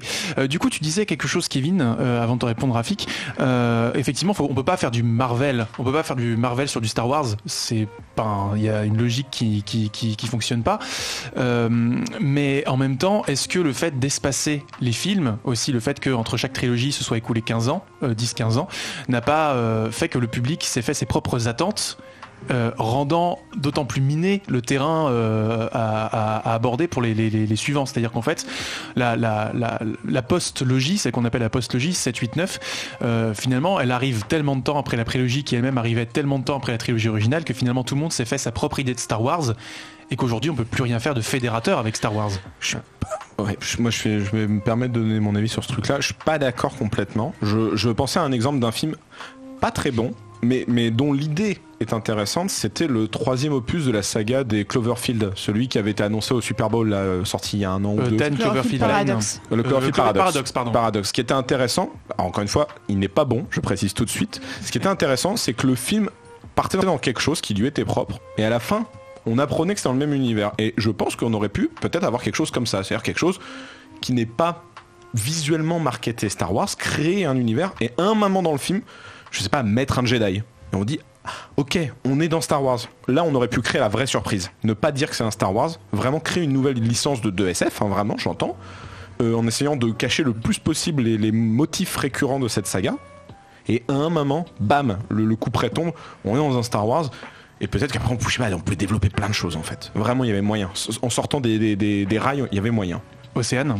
Moi, ce qui m'inquiète un petit peu pour la suite, c'est que là maintenant, la carte Skywalker, elle est définitivement brûlée. Ça y est, c'est fini maintenant. Là, ils ont eu ils ont joué l'opportunité d'avoir encore les acteurs de la saga originale pour cette post-logie. Mais ils ont numérisé. Voilà, bon, après, voilà, pour Carrie Fisher, c'est pas vraiment leur faute. Et clairement, elle était censée être au cœur du 9 et on le ressent quand même pas mal. Mais là, l'avenir, vraiment, pour moi, la prochaine trilogie, ça va être le défi, ça va être d'exister sans les Skywalker. Et ça, je pense que c'est leur plus grand défi depuis qu'ils ont racheté Star Wars. C'est que, ok, quand t'as Skywalker, c'est un peu la caution doudou, c'est la caution que tu connais. Mais là, en l'occurrence, soit ils prennent les descendants de ce qu'on a vu dans la postlogie, mais pour moi, c'est ça la plus grande interrogation, c'est avec quel personnage ils vont pouvoir faire ça, en fait. Babo Frick. Moi, je dis, tu fais 3 opus sur lui, t'as tout gagné. Non, ou alors tu expérimentes et tu vois ce que Disney est en train de faire avec toute la saga, en essayant de nouveaux formats sur de nouvelles plateformes pour voir ce qui marche pas, et éventuellement avoir pourtant, des pistes pour le futur. Mandalorian, on s'attendait un petit peu à ça, et qu'est-ce qui pointe le bout de ses oreilles à la fin de l'épisode 1, c'est une des figures les plus... Enfin, c'est un exemplaire d'une des figures les plus connues de Star Wars. On peut le dire, c'est bébé Yoda. Non, parce que c'est un spoiler ou pas, il a tellement pété partout sur Internet, tout le monde sait qu'il existe, donc c'est bébé Yoda. Et puis Baby Cart aussi au passage. Oui, Rafik. Faut pas oublier qu'au début des années 80, quand Lucas a évoqué l'idée de faire 9 films, il était question que les épisodes 1, 2, 3 et 7, 8, 9 n'ait aucun personnage en rapport avec 4, 5, 6. Les seuls personnages récurrents allaient être les robots, en fait, Z6PE, R2D2. Moi, je sais que déjà à l'époque, fin des années 90, quand on a su que c'était en gros l'histoire de bébé Dark Vador qu'on allait nous raconter avec l'épisode 1, j'étais déjà déçu avant même que le film ne sorte, parce que je m'attendais à ce que la saga Star Wars nous raconte quelque chose qui était de l'ordre du mystère, qui était cette fameuse guerre des clones dont parlait Obi-Wan Kenobi dans le premier, et qu'on allait découvrir justement plein de personnages nouveaux dans des environnements nouveaux, donc c'est-à-dire aller dans le sens d'une ouverture en fait de l'exploration de cet univers dont on n'avait finalement eu qu'une partie pour l'instant, et Lucas est un peu responsable aussi d'avoir refermé son univers justement sur ce délire aristocratique de la filiation des Skywalker, là où il avait l'opportunité avec l'épisode 1 et surtout l'attente délirante autour de l'épisode 1. Moi, je crois que j'avais écrit ça à l'époque dans Mad. Il pouvait s'autoriser à faire littéralement un remake du 7e saut de Bergman avec des sabres laser et les gens auraient été satisfaits parce que ils auraient été déjà conditionnés à ce que ça va être du Star Wars, tu vois. Et il l'a pas fait, donc bon, à partir de là, c'était perdu. En plus, ils auraient pu jouer aux échecs holographiques au bord de la plage, ça aurait été bien. Non, mais tu mentionnais ça, Chloé, finalement, et ça va un peu dans le sens de ce que tu disais, Rafik, dans le sens aussi de ce que tu disais, Cédric. Est-ce que finalement, aujourd'hui, il faudrait pas mieux raconter des histoires dans l'univers de Star Wars que d'essayer à tout prix de raccrocher les wagons de la définition qu'on se fait de l'histoire avec un grand H de Star Wars? Est-ce que finalement le format Star Wars Story c'est pas aussi une porte de sortie pour Star Wars, Kevin? Justement, en fait, je rebondis sur ce que tu dis. Moi, tu sais, quand je t'entends, il y a une réplique de Luke qui me revient à l'esprit, qui était dans l'épisode 8. It's time for the Jedi to end. C'est-à-dire qu'en fait, là sur les Skywalker, il fallait conclure parce que tu peux pas continuer à faire encore 3 épisodes derrière, c'est pas possible. Mais justement, le fait d'avoir conclu cette saga des Skywalker va permettre justement de renforcer déjà le format Star Wars Story et donc de créer justement des univers de Star Wars mais en rapport, mais sans qu'il y a de Skywalker comme l'a très bien fait Rogue One. Il n'y a pas de Jedi, il y a pas, enfin mis à part Vador, mais il n'y a pas de, c'est majoritairement des personnages nouveaux qu'on a. Donc je pense que du coup le fait d'avoir conclu sur les Skywalker, ça va permettre ça. Le format série tel que Mandalorian qui est plébiscité aujourd'hui, le Mandalorian, on savait pas qui c'était, voilà, c'est vraiment des personnages nouveaux et je pense que justement le fait d'avoir conclu la saga Skywalker, c'était nécessaire pour pouvoir justement rebondir sur d'autres projets et créer d'autres personnages derrière et d'autres univers rattachés à Star Wars. Et on a aussi également 2 autres projets de trilogie. Alors on en a un qui a été annulé, qui a été teasé avec les créateurs de Game of Thrones, D.B. Weiss et David Benioff. Finalement ça a été annulé, ça valait bien le coup de rusher la saison 8 de Game of Thrones pour ça. Voilà, petit coup de gueule. Mais on a une autre trilogie avec Rian Johnson aux commandes. Je sais pas si on a des informations là-dessus, des nouvelles. Qu'est-ce qu'on peut attendre? Pas des masses, hein. Mais qu'est-ce qu'on peut attendre de ces nouvelles trilogies si jamais elles voient le jour? J'aimerais bien de nouveaux personnages clairement se démarquer totalement de ce qui a été fait jusqu'à présent. Ça, pas de retour dans le passé. Ça c'est la seule chose qui a été annoncée en revanche. Ils ont dit que si Johnson faisait une trilogie, normalement ça n'a plus ou moins rien à voir avec, c'est dans le même univers mais ça n'a rien à voir avec l'histoire actuelle qu'on voit des Jedi, des rebelles. Pourquoi pas? Parce que le truc c'est que pour le moment la série Mandalorian, la série Obi-Wan aussi qui est annoncée avec Ewan McGregor de retour, Solo, Rogue One, c'est des choses qui se passent dans le passé. À chaque fois, c'est des choses qui se déroulent, qui sont liés. Ils sont là pour combler des trous d'intrigue. 2-3 épisodes de films ou quoi. Et moi, je veux vraiment qu'on aille de l'avant, qu'on évite de boucher un trou. On n'a plus besoin de boucher de trou maintenant. Allez, vous avez une route formidable, alors prenez-la. Ou alors un passé très loin.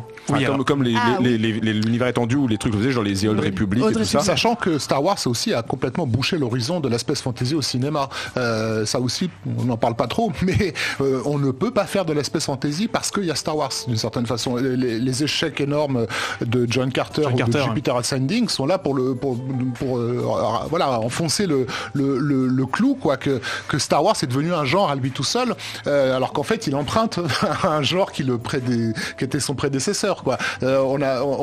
Pourquoi Buck Rogers n'existe plus? Pourquoi Flash Gordon n'existe plus? Alors que ces personnages datent des années 30? Parce que on n'ose pas en faire parce que sinon Star Wars. Puisqu'on est bloqué, prenons Star Wars et ouvrons-le au maximum justement pour aller refaire de la space fantasy dans tous les coins. La seule réponse qui a fonctionné dans les années 2000 à la space fantasy de Star Wars, c'est celle de la série Battlestar Galactica, qui était encore un peu de la SF, mais qui traînait du côté de la space fantasy. Mais même Galactica à l'origine était un rip-off de Star Wars lorsque la première série est sortie. Donc on n'en sort pas quoi. C'est comme si le western n'existait que à travers Clint Eastwood et que t'as pas le droit de faire d'autres westerns si son personnage n'est pas mis en scène à un moment ou à un autre. Effectivement, peut-être oui, effectivement que ce que tu disais, c'est que finalement l'avatar visuel occulte totalement le champ des possibles sur ce répertoire-là. Bien sûr. Du coup, voilà, on ne voit plus la space fantasy, on ne voit que la licence. Je vais encore faire mon boomer, vu que c'est l'expression à la mode en ce moment, mais je garderai le petit geek bougon pour moi, personnellement. Je vais faire mon petit geek bougon. Petit geek boomer. Je fais mon petit geek boomer. Petit geek boomer et boomer Jumi sont sur le plateau. Croisons-les. Voilà. Non, mais je vais faire encore mon vieux con, mais ça fait maintenant presque une décennie qu'on veut plus raconter d'histoire. À Hollywood, les gens l'ont dit, ça a été révélé, ils ont peur de prendre une décision qui influe ce que les gens vont dire sur Twitter. Si tu ne mets pas tel perso en avant, t'es un vieux con réac. Si tu fais ça, Rafik nous l'a dit en off, mais dans le 9, il n'y a quasiment aucun homme, ou aucun, je me rappelle pas, mais en tout cas, il n'y a aucun homme qui donne d'ordre à une femme. Ce n'est pas très grave, vous savez, des femmes peuvent donner des ordres à des ordres à des hommes et vice versa. C'est pas pour autant que les femmes sont dominées et que les mâles sont toxiques. Le truc il est là, c'est que maintenant on est dans une société d'apparat. Il faut faire attention à l'image qu'on a, et les licences, surtout les plus anciennes comme Star Wars, Star Trek ou des trucs comme ça, elles ont besoin de se renouveler, certes, mais elles étaient déjà progressistes à leur époque. On a tendance à l'oublier, mais Leia c'était déjà un modèle de féminité. Alors certes, elle avait la scène avec un bikini, mais qu'est-ce qu'elle fait avec ce bikini ? Elle tue son bourreau avec ses chaînes. Enfin, symboliquement, l'idée elle était forte, elle était puissante.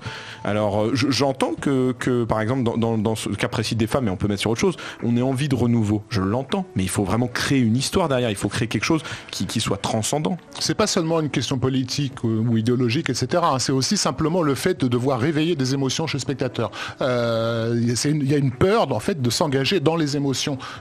C'est parce qu'il y a toujours un risque, effectivement. Le risque, ça peut être le backlash, comme les Wachowski l'ont connu avec Matrix Reloaded, par exemple. Un exemple concret, c'est on ne veut plus tuer les personnages. Quelles que soient les licences, on ne veut plus les tuer. Les seules exceptions, je pense que maintenant, avec 6 mois et 2 milliards de dollars, il y a prescription, c'est quand certains acteurs du MCU disent on arrête, là on les tue. Mais sinon, il ne meurt pas avant. Un personnage, s'il est bankable, ne peut pas mourir. Et pourquoi pas ? L'idée est intéressante. Pourquoi pas ? Il faut accepter le risque de pouvoir s'aliéner son public. Et quand on a décidé de faire de Dark Vador le père de Luke, oh pardon, j'ai fait un spoiler. Ils savaient pas comment les gens allaient réagir à ça. Peut-être il y avait une possibilité pour que le public soit furieux de ce plot twist, mais ils l'ont tenté quand même parce qu'ils étaient dans une dynamique de il faut lui donner quelque chose même Luke et les et qui va le bouleverser. Donc il est où le bouleversement pas seulement dans les Star Wars, mais dans tout ce que Disney propose depuis 10 ans, quoi. Donc pour conclure, en un mot, grosso modo, Star Wars 7, 8, 9, Kevin ? De bonnes choses qui auraient pu être mieux exploitées, je pense. Océane ? Honnêtement, c'est pareil que Kevin, et juste ma déception par rapport à Rey, que je considère davantage comme un vecteur d'idées plutôt que comme un personnage à part entière. Ça, j'en ai parlé chez mes amis d'Outrider, mais clairement pour moi, Rey, c'est ce qui incarne vraiment.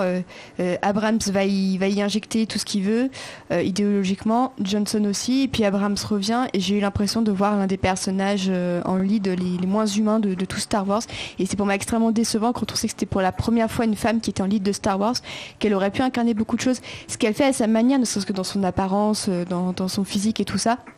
Mais je trouve que ils ont loupé une grosse opportunité avec Rey, et que voilà, pour moi c'est clairement un exercice intellectuel davantage qu'un personnage avec des émotions, comme le disait Rafik, et ça reste quand même ma grosse déception de cette saga. Cédric ? C'est... Potentiellement, moi je suis toujours prêt à dire ok, pourquoi pas. Là c'est une des premières fois où je me dis peut-être faut laisser mourir une licence, parce que moi clairement je me dis ils savent plus quoi faire avec. Vraiment ils savent plus quoi faire. Et j'ai un exemple très simple et concret qui vient du 8. Alors c'est pas parce que c'est Rian Johnson, mais parce que là ça m'a vraiment choqué plus qu'autre chose.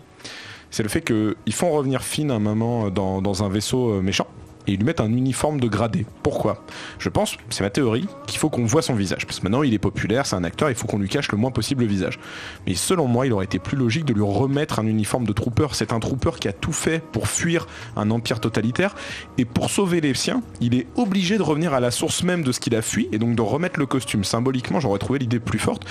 Et ça m'étonne, je suis sûr qu'il y a quelqu'un chez Disney qui a eu cette idée à un moment, et je suis sûr qu'un décisionnaire a dit non, il faut qu'on voit son visage, il y a tant d'apparence. Et c'est comme ça tout le temps, cette méthode de production. Vous regardez les affiches par exemple d'Iron Man, Avant, il avait tout le temps un casque. À partir de Avengers, on voit le visage même Spider-Man, mais exactement. Et, on voit le visage des acteurs. Il faut qu'on les voit. On s'en fiche du personnage. Ce sont les personnalités publiques qui comptent. Et voilà. Et je pense que le truc est là. Star Wars, il y avait un potentiel infini. On en est resté à une bataille d'ego avec que des acteurs et des persos. Kevin, et après on conclut parce qu'il faut qu'on passe au quiz musical. Je rebondis juste sur ce que tu dis sur le fait de remettre un costume de Stormtrooper. Je trouvais l'idée assez brillante parce que ça aurait fait un beau clin d'œil au 4 justement à la scène où justement Harrison Ford et Mark Hamill et Léa remettre un costume de Storm. En plus, tu pouvais faire du fanservice et être logique dans la construction de ton perso. Rafik, Chloé. Donc Star Wars 7, 8, 9, alors c'est Clone Wars en 2003-2004 par Genndy Tartakovsky. Ensuite le Samurai Jack saison 5 par Genndy Tartakovsky. Et enfin Primal par Genndy Tartakovsky. Et je blague à moitié parce que sincèrement ce sont les 3 fois où j'ai vécu, en tout cas ce qui a été mon sentiment de Star Wars depuis des années, ça a été avec les œuvres de Tartakovsky, ses œuvres animées. Donc j'invite tous les gens à les découvrir. Tu as pris un tout petit peu d'avance sur les recommandations, mais c'est pas grave, tu auras une doublette, du coup double dose. Chloé. Donc moi je l'ai pas vu en entier cette trilogie, il me manque le 9, mais moi je pense que fondamentalement en fait plus qu'avec l'histoire à laquelle j'ai toujours eu du mal à m'y accrocher, c'est aussi le format de trilogie en fait qui va pas, parce que tous les 2 ans on va avoir ce film dans lequel il faut suffisamment d'éléments pour satisfaire le spectateur, mais il faut que ça aille vite, il faut avancer dans l'intrigue, il faut laisser un cliffhanger, maintenant c'est presque plus le genre de format qui satisfait son public. En tout cas, moi, je sais que c'est plus du tout le format qui me parle. Moi, j'ai besoin de séries, en fait. Maintenant, quand on a envie de décrire une histoire, d'approfondir la personnalité et la psychologie des personnages, si on veut nous permettre de découvrir la culture d'un univers, et que c'est peut-être pas plus mal que Star Wars, en tout cas, les Skywalker meurent avec cette trilogie, pour peut-être permettre d'autres formats qui, pour moi, seraient beaucoup plus bénéfiques à l'exploitation de l'univers Star Wars. Très bien, trilogie, c'est le mot magique du quiz musical. Donc le quiz musical cette semaine dédié aux trilogies, parce qu'il n'y a pas que Star Wars dans la vie, comme il y a plein d'autres belles trilogies. Donc j'en ai pioché dans les années 2010, pioché dans les années 90, pioché dans les années 2000, il y a un petit peu de tout, il y a de l'animation, il y a du jeu vidéo, il y a du cinéma bien sûr. Donc 2 équipes, le quiz musical, on rappelle toujours les règles, 5 morceaux, 1 point par bonne réponse. Si vous avez la mauvaise réponse, la parole va à l'équipe d'en face. Nous avons donc 2 équipes aujourd'hui, l'équipe Abrams à ma gauche, équipe donc grosse lunette avec Cédric, avec je Kevin, pouvais pas avoir l'équipe Baboufric et il était là, il existait. Et non, il y a l'équipe Abrams et l'équipe à ma droite Johnson avec Océane et Rafik. Donc tout le monde est prêt. J'ai envie de dire, c'est parti. Donc on cache le chat avec les feuilles pour ne pas, parce que le chat joue souvent avec nous. C'est parti pour le premier morceau. Star Wars. Ah non, la parole va à l'équipe Johnson. Ah non, c'est Matrix Reloaded. Révolution. Bon. Ah oui, il faut le titre de la trilogie ou de l'autre. Non, trilogie. Don Davis. Je prends la trilogie. En plus, c'est Star Wars. C'est Navras. C'est Navras. Je suis faible sur Star Wars, on en a trop parlé. Alors c'est non effectivement, donc c'est Navras, composé par Don Davis et réarrangé par Juno Reactor, tout à fait, générique de fin de Matrix Révolution. Voilà, parce que il y a toujours des petits robots de sa blip bloop, mais il y a d'autres choses que Star Wars dans la vie. Donc effectivement, Matrix Révolution, film des sœurs Wachowski, sorti en 2003. On parlera sans doute de ton livre qui va arriver le 19 février, c'est tout va bien. Ah, ça y est. Oh là là, incroyable, on a la date, super. Du coup, ça s'ajoute à ma liste de recommandations. Attendez, je note ça pendant que vous devinerez le prochain morceau. Donc 1-0 pour l'équipe Johnson. Deuxième morceau.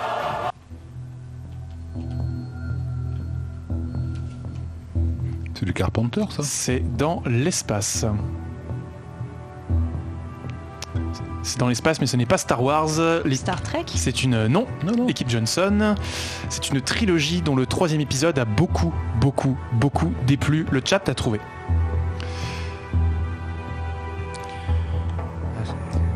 Pourquoi Ça sonne...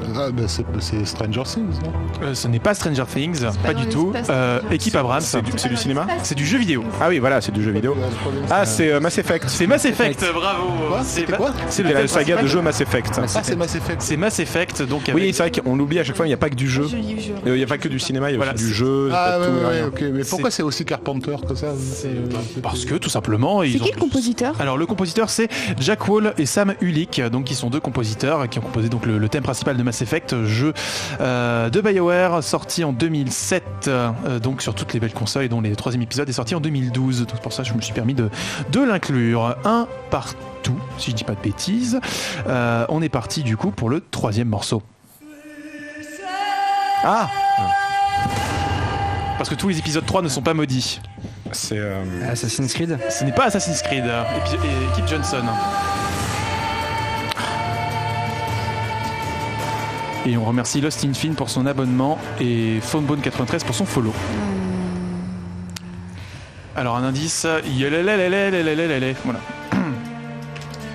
Il y a Jonathan qui trépigne sur le chat en mode pourquoi je ne suis pas sur plateau. Bah oui, désolé, il a été retenu par les grèves. Ah, j'avoue que je vois pas. C'est un jeu vidéo. Ah bah oui. Qui a une série sur Netflix en ce moment. Bah, c'est bon, Witcher. Witcher. Mais oui. Du coup, ça a été dit en même temps. Ouais, non, je l'ai pas dit, c'est eux. C'est un peu vache parce que Non, le coup de la nana qui s'est coincé le pied sous le lit, on l'a depuis Gladiator et il y a 500 BO qui ont repris ce trope. Mais donc voilà, donc c'était le thème principal, l'écran titre de The Witcher 3, donc The Trail, composé par Martin. Donc mot contre triple Przybylewski. Je vais le taper dans le chat parce que c'est pas possible, désolé. Donc voilà, The Trail, The Witcher 3, donc 2-1 pour l'équipe Johnson. Rien n'est perdu, rien n'est joué, il reste encore 2 morceaux. C'est parti pour le 4e. On est toujours dans le monde des trilogies. Bah Batman. Ce n'est pas Batman, équipe Abrams. Dragon. Non, j'ai dit équipe Abrams. Bah oui. Et donc c'était Dragon. Dragon. Bien vu, c'était donc Dragon le Bien thème. vu. Oui, c'est vrai, merci. C'est vrai, j'ai été très inspiré sur ce coup-là. Non, mais c'est une petite voix. La force nous a enseigné la puissance du chant contre chant et pour le coup. Non, je lui dis, si on donne la mauvaise réponse, la parole va à l'équipe d'en face. Et du coup, on est sur un 2-2. On est donc sur un 2-2, tout à fait.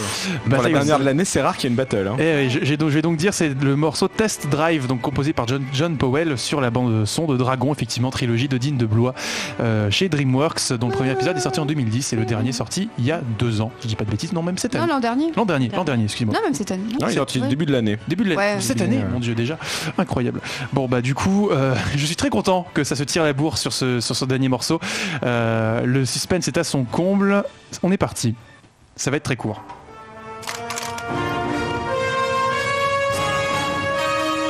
Star Wars.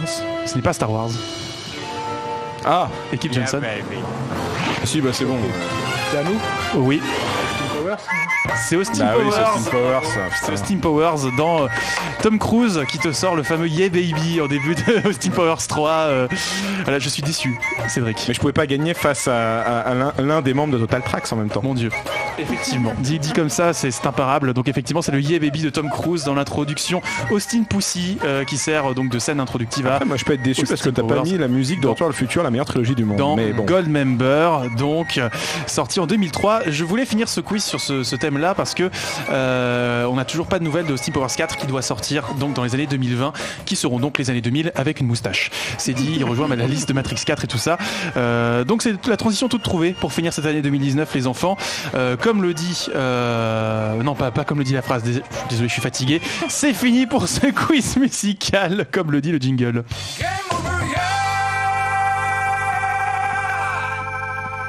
Les amis, c'est l'heure de recommandation. En avez-vous? Nous avons 2 minutes. Il faut aller très très vite. Rafik, oui, tu as déjà recommandation, je la porte depuis tout à l'heure. La voici. Hein. Je pense que tous les fans de Star Wars connaissent son nom, Joseph Campbell. Je pense que certains ont même été poussés de vie jusqu'à lire Le héros aux 1000 visages. Moi, je recommande les 4 volumes des Masques de Dieu qui couvrent l'essentiel de ce que la mythologie humaine a pu produire durant toute son histoire. Et si vous voulez comprendre pourquoi Star Wars a eu l'impact qu'il a eu sur les consciences, vous aurez une partie des réponses dans ces ouvrages imposants, mais très riches. Merci. Océane. Oui. J'ai failli dire Octane. Ouais. 2 recommandations. La première, c'est la série The Deuce de David Simon qui est sortie sur HBO et qui vient de terminer sa 3e et dernière saison. Ça se déroule dans le milieu du porno et de la prostitution. Depuis les années 70 jusqu'à aussi dans les années 80. C'est absolument passionnant sur la manière qu'on a de traiter le corps et notamment le corps féminin, sur le female gaze. Bref, c'est sur la gentrification aussi, ce qui était déjà dans le cas dans Show Me a Hero, que je vous recommande également puisqu'il y avait Oscar Isaac dedans. Voilà, ça s'est placé. Donc vraiment excellente série, extrêmement sombre, extrêmement désespérée. Mais si vous aimez les séries, vraiment allez-y. Et la deuxième recommandation, c'est The Marvelous Mrs. Maisel qui est disponible sur Amazon Prime, qui en est à 3 saisons et c'est l'histoire d'une jeune femme à la fin des années 50 dans le milieu du stand-up qui va se faire une place dans un environnement extrêmement patriarcal. C'est extrêmement bien, je recommande. Merci Océane. Chloé. Alors moi aussi je suis très Amazon pour le moment, donc maintenant qu'ils ont diffusé Handmaid's Tale dessus, je suis en train de dévorer la saison 2. Franchement c'est une grande claque dans la figure, adaptation sous format de série du roman de... Margaret Atwood. Merci. Voilà, j'avais un trou sur un futur dystopique où les femmes seraient asservies à partir du moment où la natalité aurait chuté drastiquement et que devient le destin d'une femme dans ce genre de monde. C'est très intéressant. Et pour une note un peu plus joyeuse, et vu que c'est bientôt Noël, sur Netflix il y a Klaus et c'est vraiment beau graphiquement, c'est vraiment beau au niveau de l'histoire. Foncez si vous cherchez un dessin animé de Noël, il est génial. Merci Chloé. Kevin. Alors moi deux recommandations très rapides. Pour les gamers, je vous conseille véritablement le jeu Fallen Order, Jedi Fallen Order, donc qui est pour moi le plus gros hit Star Wars depuis donc le pouvoir de la Force qui est sorti donc il y a une dizaine d'années. Et les comics pour moi donc les comics Panini, enfin les comics Star Wars qui sortent donc depuis le rachat de Disney sont pour moi donc d'une très bonne qualité et en France on les a donc en kiosque et profitez-en parce qu'il y a un reboot à partir du mois de janvier. Cédric. Moi, il n'y a pas de Monsieur Bobine, donc je suis allé au cinéma et j'ai vu Ford versus Ferrari, un excellent film de James Mangold qui nous prouve une fois encore que c'est quand même un monsieur très bon, il a des fois des passes un peu basses, mais là depuis 2-3 films il est revenu en hausse et c'est un film qui globalement va raconter la lutte de 2 hommes pour créer la meilleure voiture de F1 au monde à l'époque, dans les années 60. Tu pouvais tout simplement dire c'est un film qui raconte. C'est vrai, tout simplement. Et je vais donner cet exemple. Et je vais te donner cet exemple avec un truc très simple, c'est que j'ai emmené ma copine qui ne voulait pas y aller en me disant ah non un truc de bagnole, je n'ai pas envie. À la fin j'étais en pleurs, elle était très énervée et elle était à fond dans le film et elle m'a dit mais pourquoi ça m'a autant plu ce film de bagnole? Je lui ai dit parce que c'est écrit tout simplement. Et c'est pas forcément un film de bagnole. Oui, alors mais elle y allait en pensant que c'était ça. S'il vous plaît, c'est autant un film de bagnole que Redline du coup. Très bien noté. Donc ça tressaille derrière la vitre. Donc moi très rapidement mes recos, ça va être tout d'abord une découverte d'hier soir, donc c'est une reco toute fraîche. C'est le groupe tout simplement King Gizzard and the Lizard Wizard, absolument incroyable. À quelques jours de la fin de la décennie, ça chamboule tous mes tops. Je suis totalement flabistouflé. C'est un groupe incroyable, d'une productivité incroyable, du rock psychédélique. Il y a de la double pédale, il y a du stoner, il y a du synthé. C'est génial. En 2017, ils ont sorti 5 albums. Ils sont tous géniaux. C'est ouf. Donc allez-y, précipitez-vous. Les Australiens en force. Et ma deuxième recommandation, c'est un film qu'on a vu qu'il y a quelques jours avec Cédric. C'est le dernier Makoto Shinkai, Les Enfants du Temps. J'allais dire Star Wars. Qui sera le premier film, sans doute pour la plupart des gens qui nous suivent, votre premier film de 2020. Je vous recommande d'y aller, à voir comme un diptyque avec Your Name. Sans doute reviendra une réponse à Your Name. Une réponse à Your Name aussi, mais une réponse organique, pensée comme une réponse, disons, intelligente et constructive. Exactement. Voilà, donc revoyez peut-être Your Name avant de voir ce film, vous verrez des parallèles intéressants. Ou pas, parce que le film est quand même très bien pour lui-même. Tout à fait. Et on rappelle que c'est distribué par Backfilm, je crois, chez nous. Oui, c'est ça. Très bien. Donc, c'est tout pour cette émission. Comme le veut la phrase consacrée. C'est la fin des choux. Et c'est la fin d'Hyperlink pour 2019, cette dernière émission. Ma foi. Non, mais on vous revient en pleine forme à la rentrée quand même. Chloé, pourquoi tu essuies les yeux là? Parce qu'il faut que tu vois Star Wars 9 après. C'est ça, tu te prépares. Très bien. Mais pense à Babou Frick. Attends son maman et tu verras l'épiphanie. On se calme. Rafik, Kevin, où est-ce qu'on peut vous retrouver? Kevin. Du coup moi sur Planet Star Wars, donc je suis toujours rédacteur pour Planet Star Wars et puis bien sûr sur les principaux événements. Donc là on a le stand de Planet Star Wars donc au Ciné Gaumont à Disney et puis donc bien sûr sur tous les événements de la rentrée. Ouais. Très bien, et on en profite pour souhaiter un joyeux anniversaire à Planète Star Wars. On rappelle, c'est 20 ans d'histoire. Un site très complet que je vous incite à aller retrouver, qui nous a bien aidé. On est vraiment une équipe de tous de bénévoles et on y met du cœur et c'est vraiment une bonne équipe de potes maintenant. Et donc c'est très cool de bosser ensemble, quoi. Merci pour tout votre travail. Et toi, Rafik? Donc le podcast Total Tracks consacré à la musique de film, dont le dernier épisode se tourne autour de l'univers étendu de Star Wars. C'est-à-dire on a fait un épisode entier Star Wars sans John Williams. C'est vrai que j'ai honteusement oublié de nommer ce podcast tout à l'heure. Il y a une dizaine de podcasts qui ont été faits pour l'instant sur le site Arrêt sur Image, dans l'émission Post-Pop. Et donc, comme je l'ai dit tout à l'heure, un Rokirama hors série consacré à la trilogie Matrix qui devrait arriver le 19 février. Voilà, où on m'a laissé étaler mes élucubrations sur la trilogie mythique. Un happening. Exactement, un Matrix happening, on va dire plus. Très bien, donc pour continuer à discuter avec nous, comme le rappelle Damien sur le chat, rejoignez le Discord, le lien se trouve directement. Vous pouvez nous suivre sur Twitter, vous pouvez nous suivre sur Facebook, sur les pages dédiées.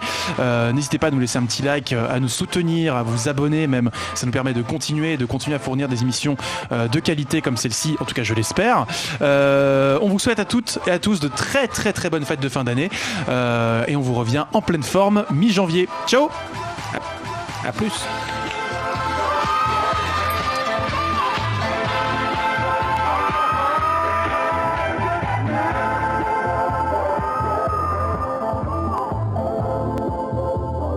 Jeux vidéo, BD, manga, séries et cinéma de genre. L'actu Pop & Geek, c'est dans Hyperlink, votre cocktail de bulles et de pixels, avec Karel et son équipe, tous les dimanches à 16h, en direct sur VL.